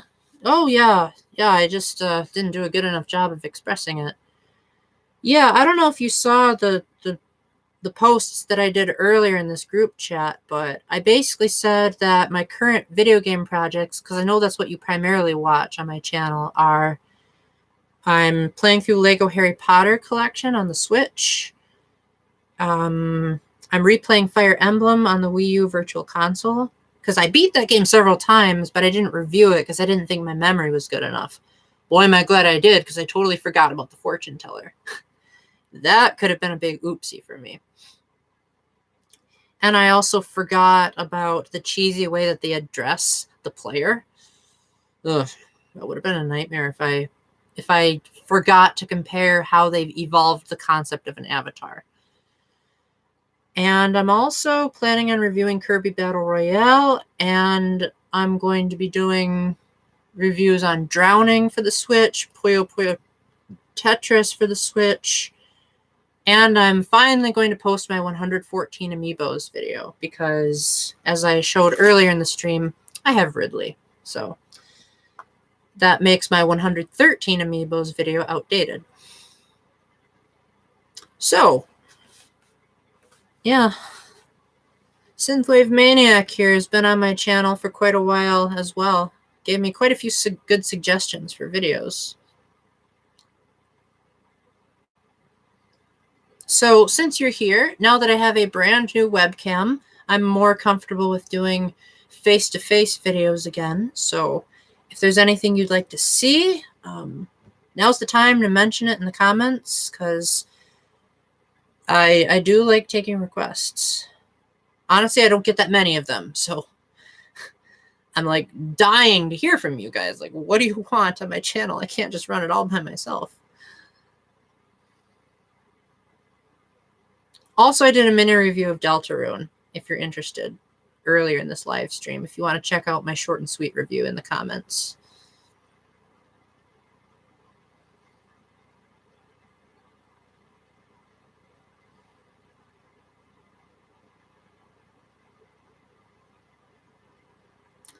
I have not, but I do enjoy stealth as a general rule of thumb, provided that it's realistic. One of the best examples of stealth in a video game I've played is Wind Waker, especially Wind Waker HD, because they improved the lighting so that instead of just a circle around the moblin's feet, it's actually like realistic dynamic lighting. So it feels more like he's actually wandering around in a dark fortress and trying to hide in the barrel at just the right time. Admittedly, the moblins were kind of stupid, because how could they not have been able to tell their barrel just moved? But the tension of like, he spotted me, I better drop my controller right now. It's an absolutely unmatched feeling. So if there ever is, like, say, a Metal Gear game that comes to the Switch that isn't M-rated, I'll gladly try it out. I know Snake Eater 3D is on the 3DS, but I don't want to be viewing a bunch of, say, nudity or pointless violence unless it has a reason. That's why I play the Zero Escape games. Is even the way someone's skull looks after an explosion is relevant to the plot in 999. Yeah. It's just a shame that it's only really used for that one section. When you return to the fortress, even if you try to use stealth, it doesn't really do anything. What other stealth games have I played?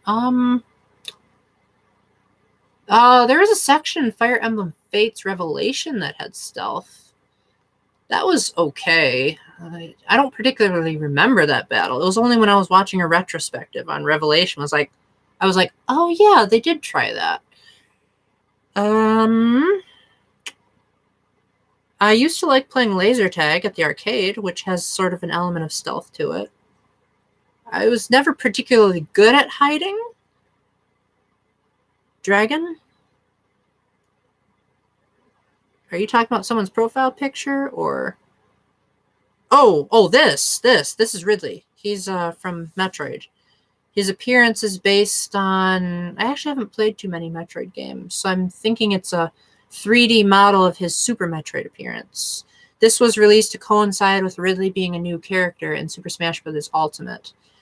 Ironically, I haven't actually used him for Ultimate yet. I've basically just held on to him to see if a game will come along that has a better usage of Amiibo. Fun fact, you can actually use Amiibos based on characters, or you can use Amiibos that are not based on playable fighters, and they will get you early access to spirits. So for example, say you have Detective Pikachu, which I happen to have. Let me see if I can grab it. Okay, so this is a gigantic Detective Pikachu Amiibo. Now, Detective Pikachu is not playable, but if you use it in the game, it'll give you the spirit of Detective Pikachu. Or let's say you have a spirit of the Guardian from Breath of the Wild. You'll get a Guardian spirit. So if you're a spirit completionist, binging on a... Although it does ruin a little bit of the adventure modes. If you haven't started the adventure mode yet, do it. You don't want to do what I did. So, are you recommending that I play a Metal Gear game? Because if not, I'd love another suggestion.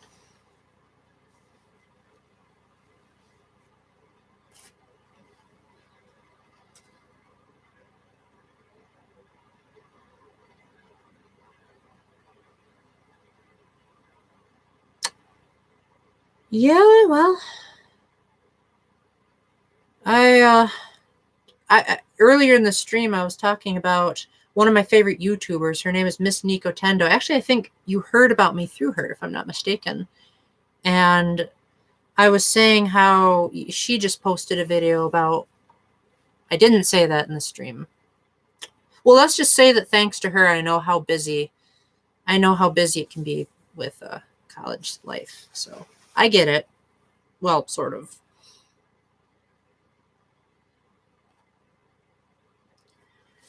Now, as far as being busy with games, I actually have a tendency to play...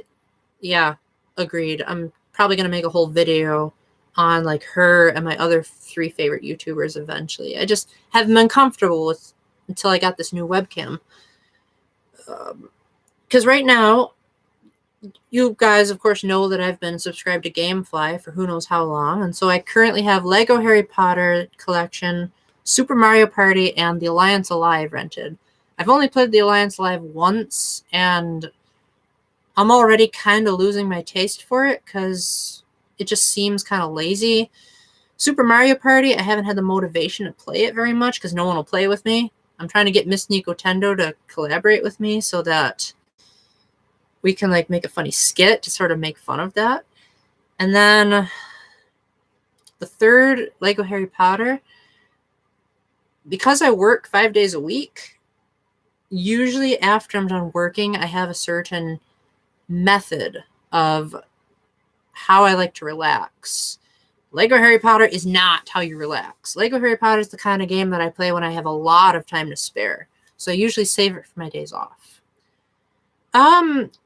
Yes and no to your question about old Super Mario Brothers. The very first video game I played was Super Mario Brothers on the actual NES. Yes, I played it well before the Virtual Console came out. And I loved it at the time, but then when I actually beat it on the 3DS Virtual Console, I didn't see the appeal as much because as the game went on, it felt like the level design was more so of just like, hey, let's throw darts at a dartboard, as opposed to like actually thinking it out and saying, this is going to make for a great level. I also tried playing Super Mario Bros. 2. That game suffered the same problem. Tried playing Super Mario Bros. 3. Admittedly, that game was better designed, but it didn't have a good save system. So, like, it would boot you all the way back to the beginning if you did terribly. Then the loading time between when you died to when you could recover was terrible. The world map was poorly implemented, and I just could not see what the hype was behind that game. Super Mario World, I actually did beat, and I reviewed it. I reviewed it on the Super NES Classic Edition, and I liked it a lot. Probably would have hated it if it hadn't been for the fact that you can save anywhere on the SNES Classic, but I still thought it was a very stellar platformer. I like the new Super Mario Bros. Games, except New Super Mario Bros. 2. I hate it. Good question. I like that question. Okay, so I own an NES. Yes, an actual genuine NES with the blow in the cartridges and all. So I don't mind reviewing NES games. It's just that most of them are so hard. So I'd have to find one that I can beat. But I do have an NES Classic. So if there's a game you want me to get a move on in that collection, I'd greatly love to hear it. Probably not Ghosts and Goblins. I tried that for the Switch Online free trial, and I couldn't even get past level 1. Okay, I think I got past level 1. I couldn't get past level 2. I have a SNES Classic Edition. I actually showed this earlier in the stream. I have a GameCube. I have a Nintendo 64, neither of which I can record footage for, but I do have them. Used to have a Wii, but it broke, but I do have a Wii U. I have a Switch. Hold on a sec.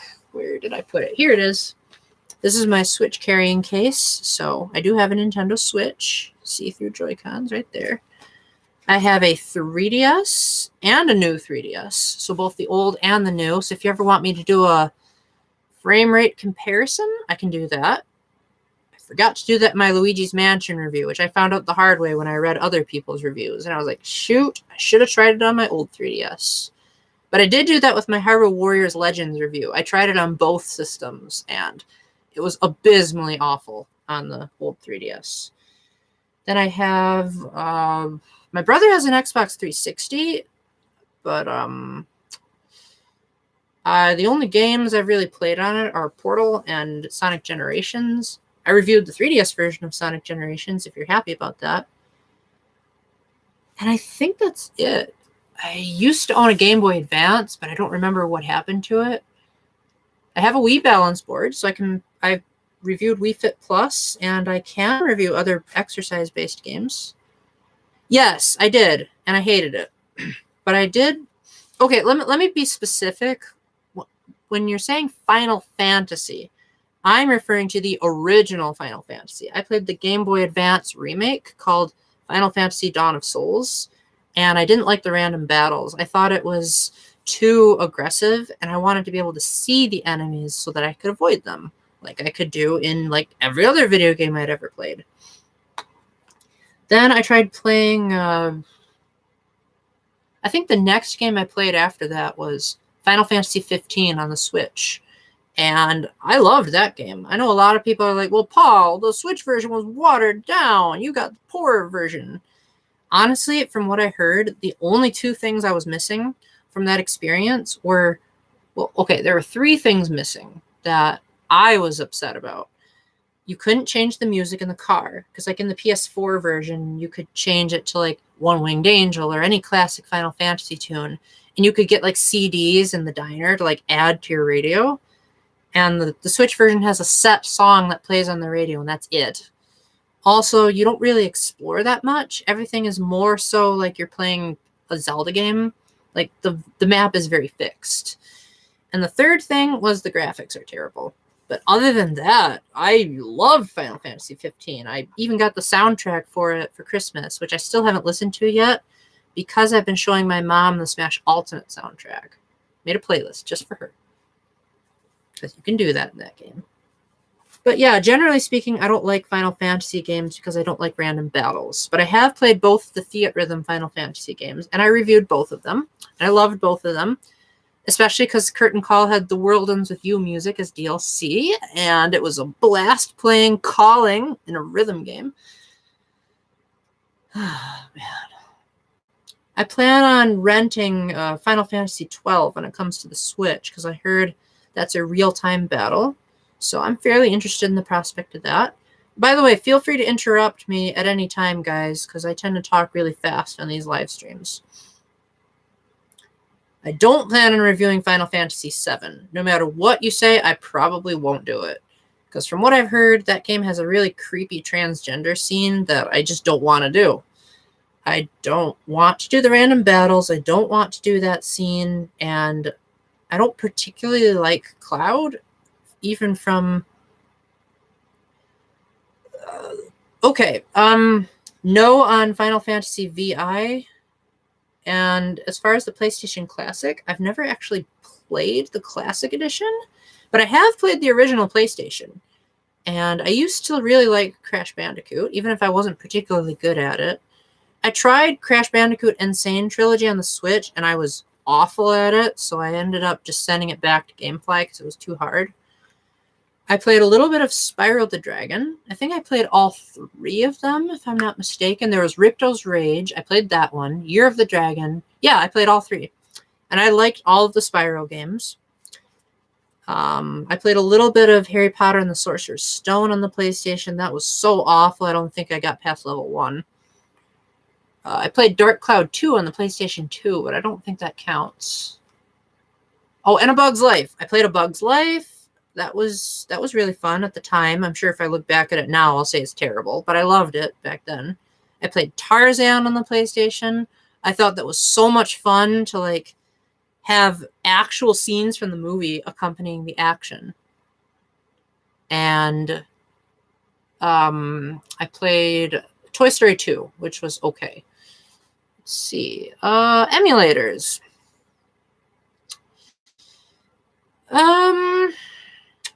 I tend to personally stay away from them because I prefer to review them on the official way that they're supposed to be played.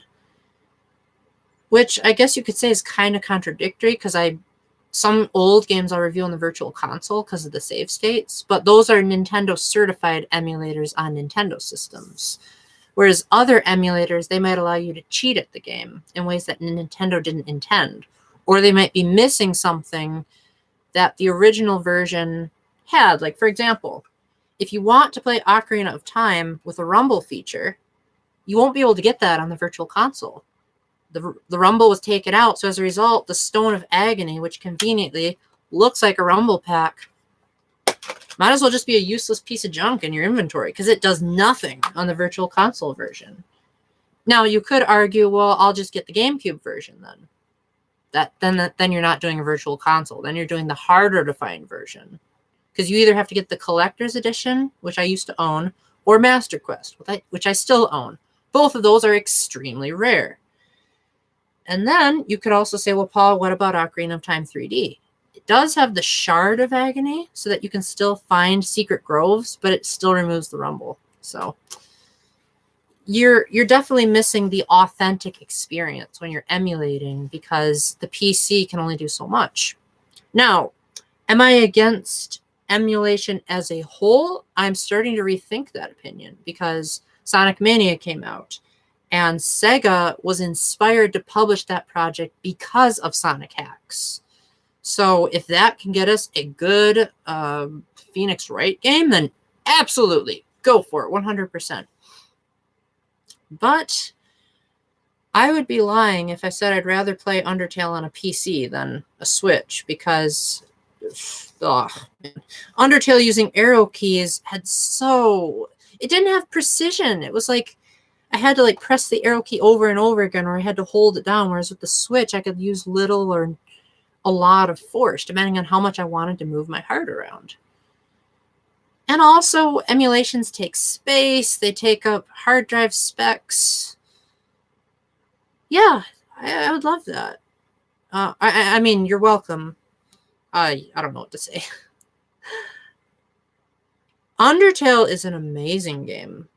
Um, I don't want to say too much about it if you don't know anything about it. It's the kind of game that the less you've heard about it, the better when you go into it. But I will say that it's the kind of game that after you play it, you begin rethinking every decision you make. Mostly in video games, because it's very much a meta game of sorts, but also in real life. Like sometimes when I'm at mass, I'll like be thinking about Undertale and I'll say, I better like actually pay attention during this. Let us pause to examine our sins. It's like, I better really think about what sins I've committed. It's also the kind of game that if you really like Earthbound, you're really going to like Undertale, because Earthbound was the direct inspiration for why Toby created it. And it's also a good game if you like questioning the way games are made in the first place. And that's all I'm going to say, is it's very choice heavy, and it's very much a sort of a you get what you decide kind of game. Does that answer your question? I reviewed it if you feel like getting yourself spoiled. I have a Catholic review that's pinned on my returning subscribers list. And I have a playthrough of Undertale hard mode that I just uploaded. Plus, I'm about to upload a scene that's exclusive to the Switch version. So you'll be able to see what PC users are missing out. She thought it was amazing. I thought it was confusing. Like, it seems like you have to do a lot of micromanaging. And it also seemed like the kind of game that wouldn't be that much fun to explore because of the blocky art style. You know, Breath of the Wild was a blast to explore because of the variety of locales. Like, you got steamy deserts that, you know, had heat hazes, and, you know, Link would start getting hot when he would get in the desert during the day, but he'd get cold if he was in the desert at night. So I'd have to micromanage there. Or when it was raining, like the rain would decrease your visibility, but it would also make it easier to sneak up on a ferry. So again, micromanaging. Minecraft, on the other hand, it lets you micromanage so much that you can break the game. And that's just not good for someone like me. I need to have restrictions. I'm not a hacker. I know when I first saw a trailer on YouTube for the Switch exclusive Undertale content, I thought the guy hacked the game, but then I tried it out for myself, and it's like, nope, that's no hack. And so when I eventually upload it, it's going to be the real deal. I do not know how to hack. I do not know how to stalk people. I only know the bare minimum of online stuff. But Minecraft on the Switch, I would say if you're going to get it, be prepared for a lot of updates. Because I got the digital version for my sister, and that took, like, I think over an hour to download just the base game. Then the updates took another half hour, and then there were more updates that were added just a few weeks ago. And she still hasn't even gotten to the Super Mario levels. So I just said, you go ahead and play Minecraft. I'll stick with Super Mario Maker, because they actually let you play other people's levels.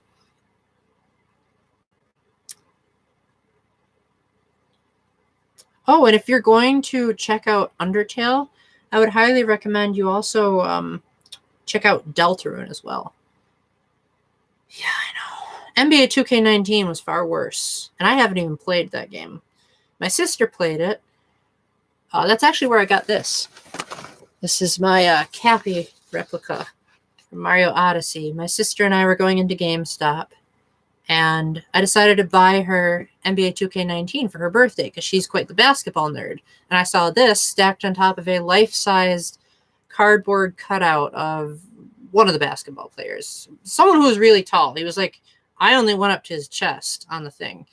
And so I reached up, and I grabbed the hat, and Nina was like, oh, please, no, don't put it on your head. That's not her real name, by the way. So I did not just do identity fraud. And so I did, and I said, I'm going to buy the hat. She was so embarrassed, but I did it anyway. Because that's what big brothers are for, embarrassing their little sisters.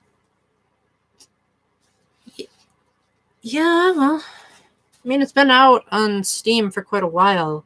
It only came out on the Switch in 2018, so it's probably more expensive on the eShop. One thing I really like about the Switch version is that it doesn't have the full screen effect that the PC game does, but instead it lets you have really cool borders. And so I have one that looks like a snowy forest because my favorite season is the winter time. And like I said, there's exclusive content, so that was fun. And it actually teased Deltarune before anyone knew that there would be a Deltarune. So kudos to the Nintendo Switch for being the push forward, even if it was extremely obtuse how you found out about Deltarune.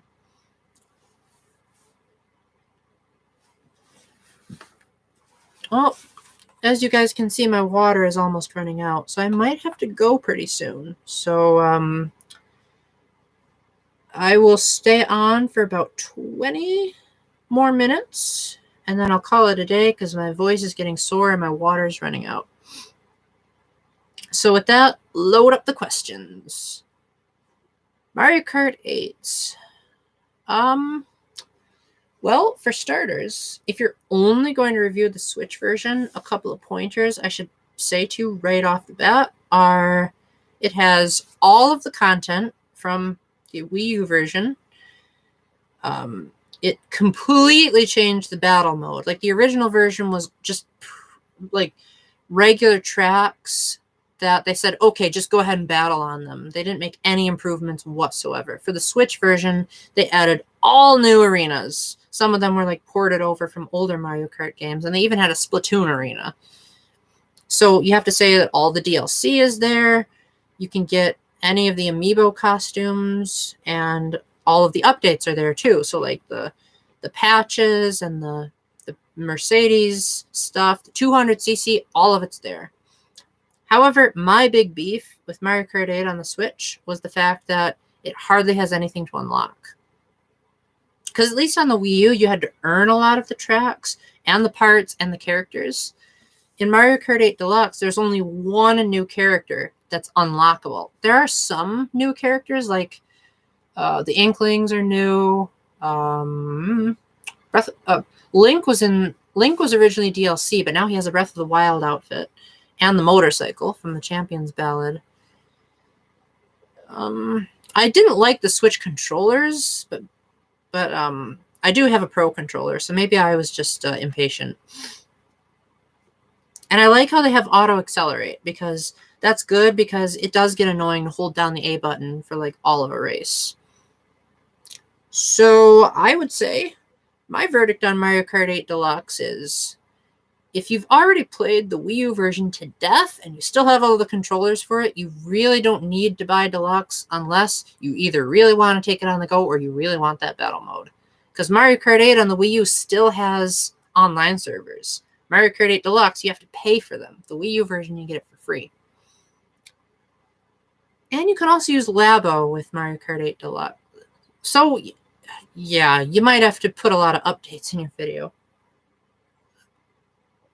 But otherwise, I found myself bored within seconds when I played it on the Switch, because I had already played it so much on the Wii U, because it was actually the first Wii U game I ever got. It was built into the system. I got the Mario Kart 8 bundle, and then I just said, I'm glad I only rented this, because I would not want to pay $60 for what's essentially an online cash grab. And at the time, I didn't even have to pay for online. So that was a little bit ridiculous too.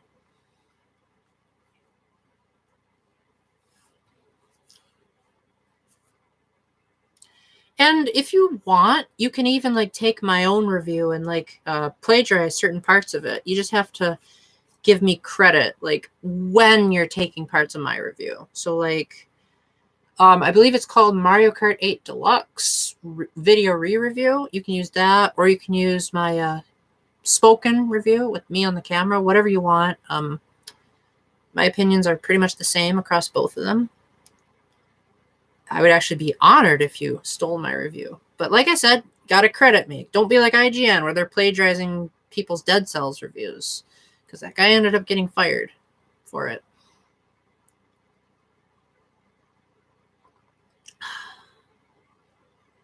Okay, my water's gone, so about 10 or 20 more minutes and I'm calling it a night. So bring on the questions.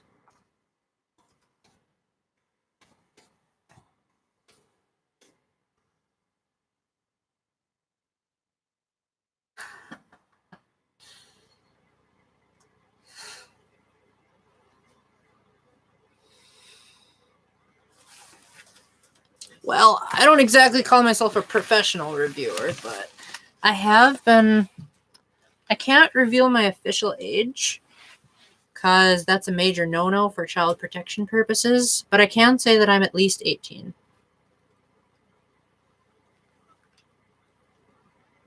And I'll also just vaguely hint that I'm older than I look. So if you're guessing how old I look, you're probably wrong. I can say that I'm not 50, though. I'm pretty sure that's obvious to pretty much anyone. So between 50 and 18 is your estimate.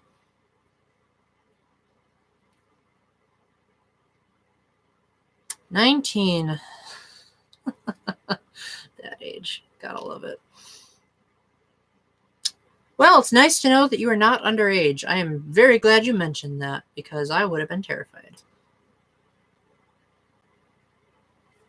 I would not do a Patreon because I do not like the concept of being paid for my videos. But if I ever did do a Patreon, it would not be for YouTube. It would be... I'll get to that in a minute.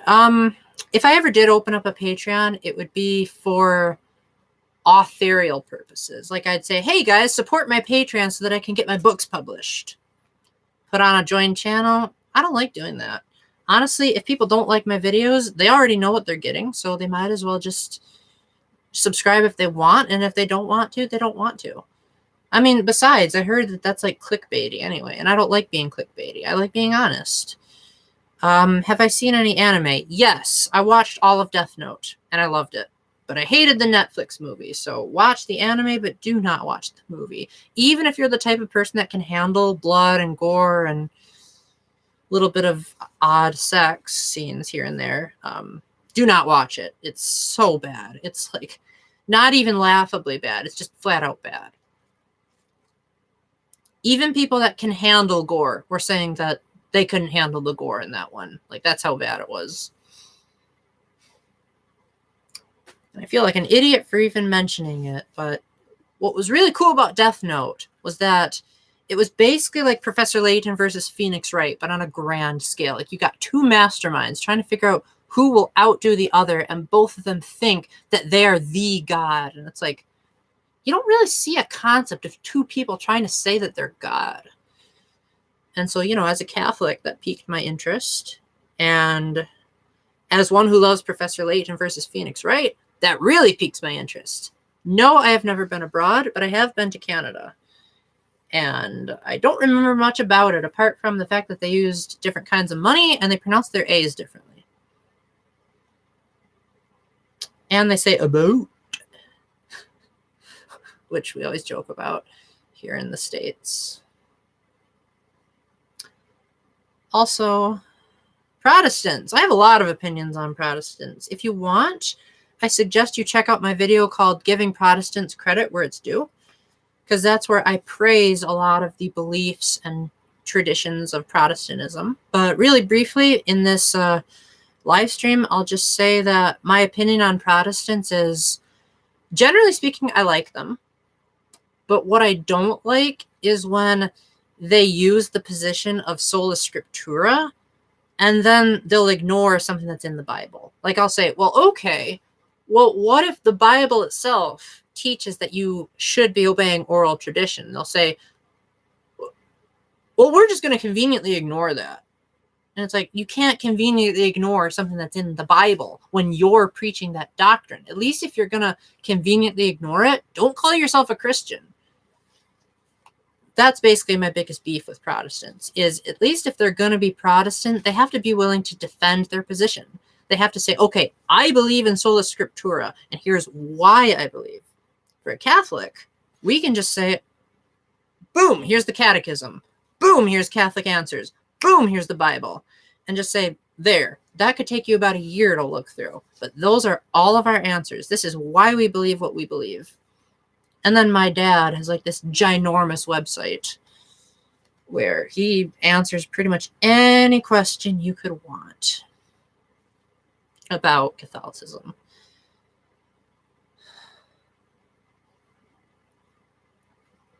I also like how Protestants tend to remember Bible verses, but on the other hand, they're also selective about their Bible verses. Like, they'll tend to pick and choose what Bible verses they want, and then they'll ignore, say, like, okay, so one of my favorite verses that I love to quote Protestants on is in Ephesians. I don't remember the numbers, but one of them was the verse where it says, like, for it is by grace that you are saved, that verse.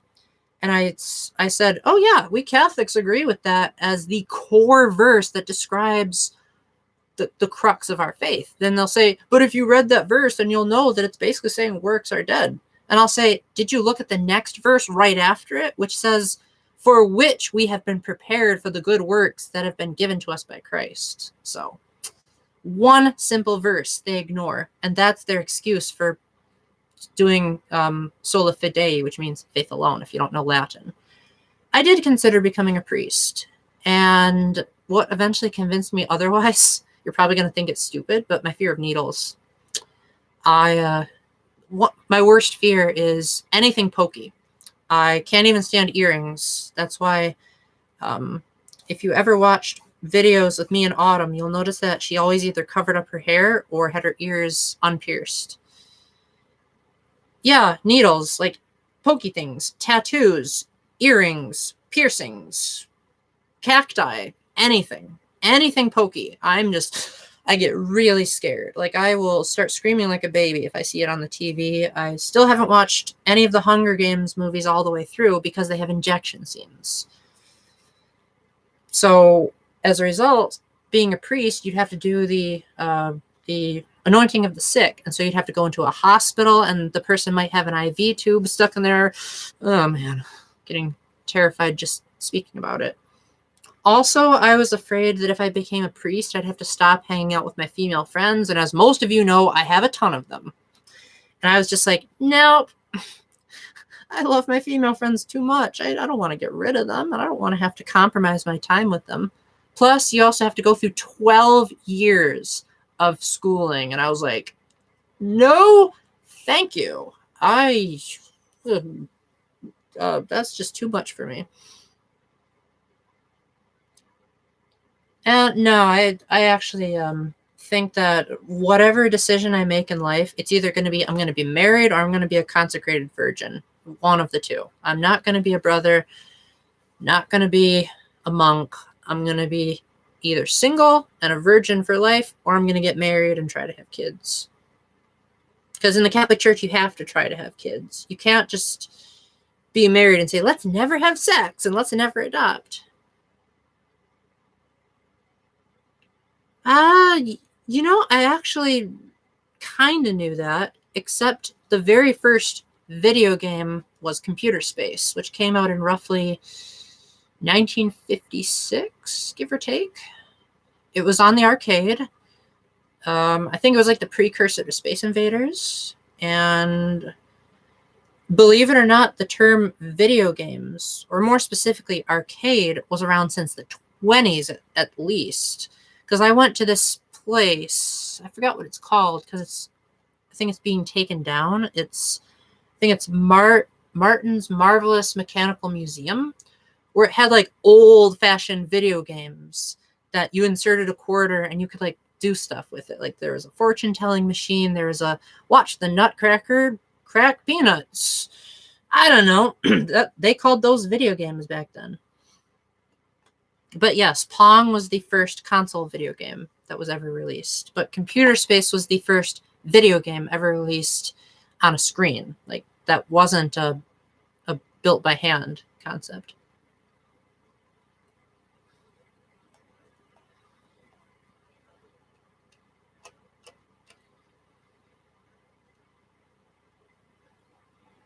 Well, I may have gotten my facts a little bit wrong, but if you look up Computer Space, it will say this is the world's oldest arcade game. That's, well, the world's oldest arcade video game. Because like I said, there were arcade games. They just weren't video games before computer space. They were more like the Bearded Lady Simulator, that kind of stuff. Speaking of bearded ladies, I actually find that incredibly attractive. FYI. So if there are any females out there that grow out their facial hair, oof, I'd have a hard time resisting that. I love Star Wars most of the time. Okay, here's my thoughts on all 8 of the main movies. Briefly, because I don't have much time to talk about all of them in depth. Phantom Menace, hated it, except for the lightsaber fight at the end. That's pretty much the only reason I watch Star Wars movies. Star Wars Episode 2. I liked it because it was bad, not because it was good. I love the corny one-liners because they're so bad and because they're so terribly acted. And the lightsaber fight was amazing with Yoda and Count Dooku. Star Wars Episode 3, it was decent. Terrible acting, but it was actually a decent movie. Had a lot of action. I'm a dude. I like action. I like lightsaber fights. That was the first PG-13 movie I ever watched, and I ended up crying afterward, but man, I've seen far worse in Zero Escape now. Episode 4, I liked it. I thought Luke was kind of whiny, and the lightsaber fight was a little bit wimpy, but it was cool. Episode 5 was amazing. You know, the whole "I am your father" deal. Amazing. Episode 6, too many bears. If they, like, cut even just half of the bears, I would have probably said it was my favorite Star Wars. Then Episode 7, I thought that was really well done. I loved Harrison Ford's performance. I loved the way they did the lightsaber fights, how the computer animation was better, how it was in a wintry forest, because I love the winter time, how they brought back Han and Chewie and the Falcon. And then The Last Jedi I thought was kind of garbage. I liked the twist at the end about how Luke tricked the First Order, but other than that, I thought, not enough lightsaber fights, and it's too weird. Okay, I have a PC. I never owned a Mac, but I did play on a Mac before, and it was weird because they had different fonts and different names for everything, and haven't really touched one in probably over a decade. Apple products, not really sure what you mean by that.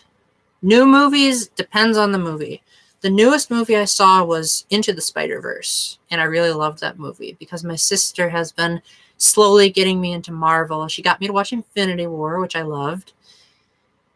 Believe it or not, I did not make the connection with the Thanos snap for Super Smash Bros. Ultimate until someone else pointed it out. I thought Sakurai was just being creative. That tells you how much I know about Marvel. Just watched Thor recently. And I also watched Thor Ragnarok before I watched Thor.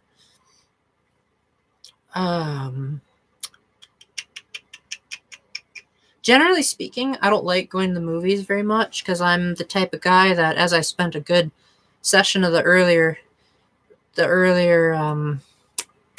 live stream, I don't really like trying new things. So usually when I go see a movie, it's based on what I've already seen.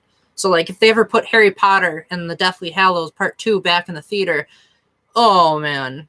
Apparently my sister said I already missed my chance. But if it ever comes to the Redford, I will buy front row tickets if I have to. I've never actually played a Knights of the Old Republic game, but I did play Lego Star Wars on the PC with my brother, and we actually beat the entire game cooperatively. Then we did the same thing with Lego Star Wars 2.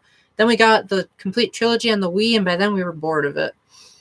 So, yay for sticking it with it. But that's where it all started, the whole Lego craze, because then my sister got Lego Indiana Jones. She never played it. We got both Lego Harry Potter games. She beat both of them.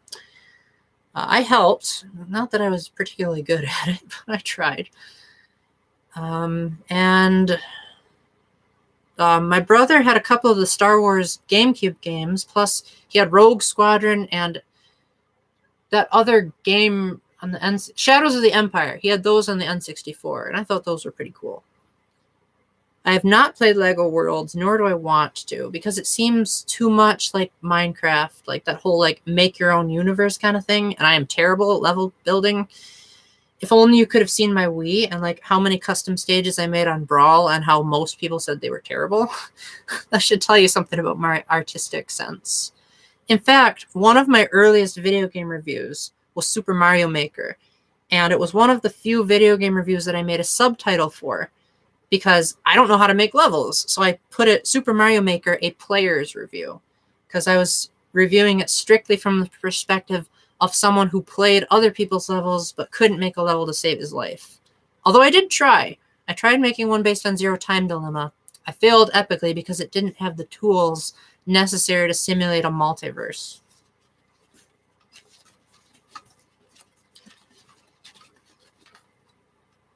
But I have played Lego City Undercover on the Switch, and I loved it. I also reviewed it, so...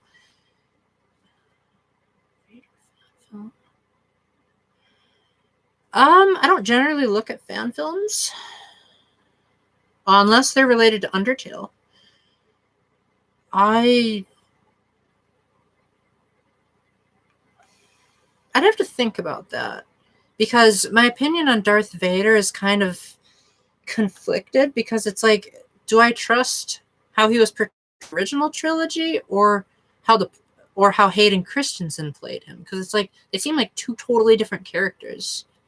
So I don't really know what I think about him. Although I will say that my favorite fan film is...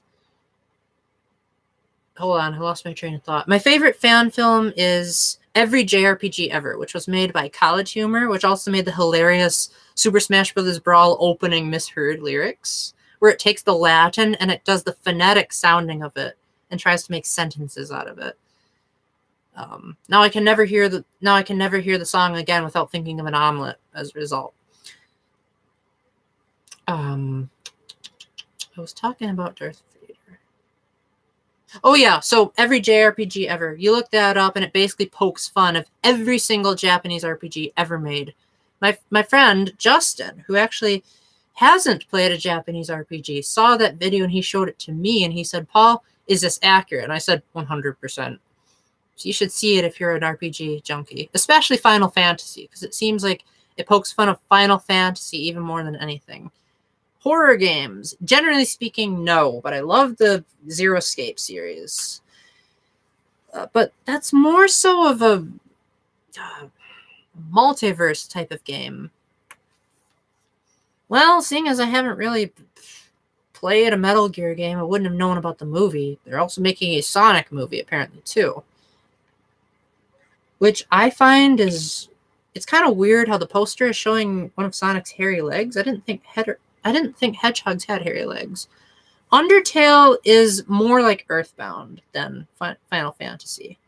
Although it does have random battles. Deltarune, which is the... I don't really want to say where it takes place in the Undertale timeline, but it was made by the same creator. Has a lot of the same mechanics and sound effects, and some of the same characters. Deltarune is a lot like Final Fantasy.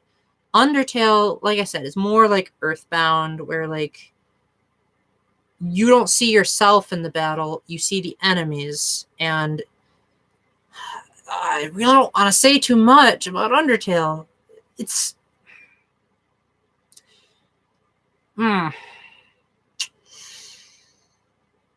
Yes, actually, I just emailed Emily, and I'm going to see if she can collab with my Super Mario Party review.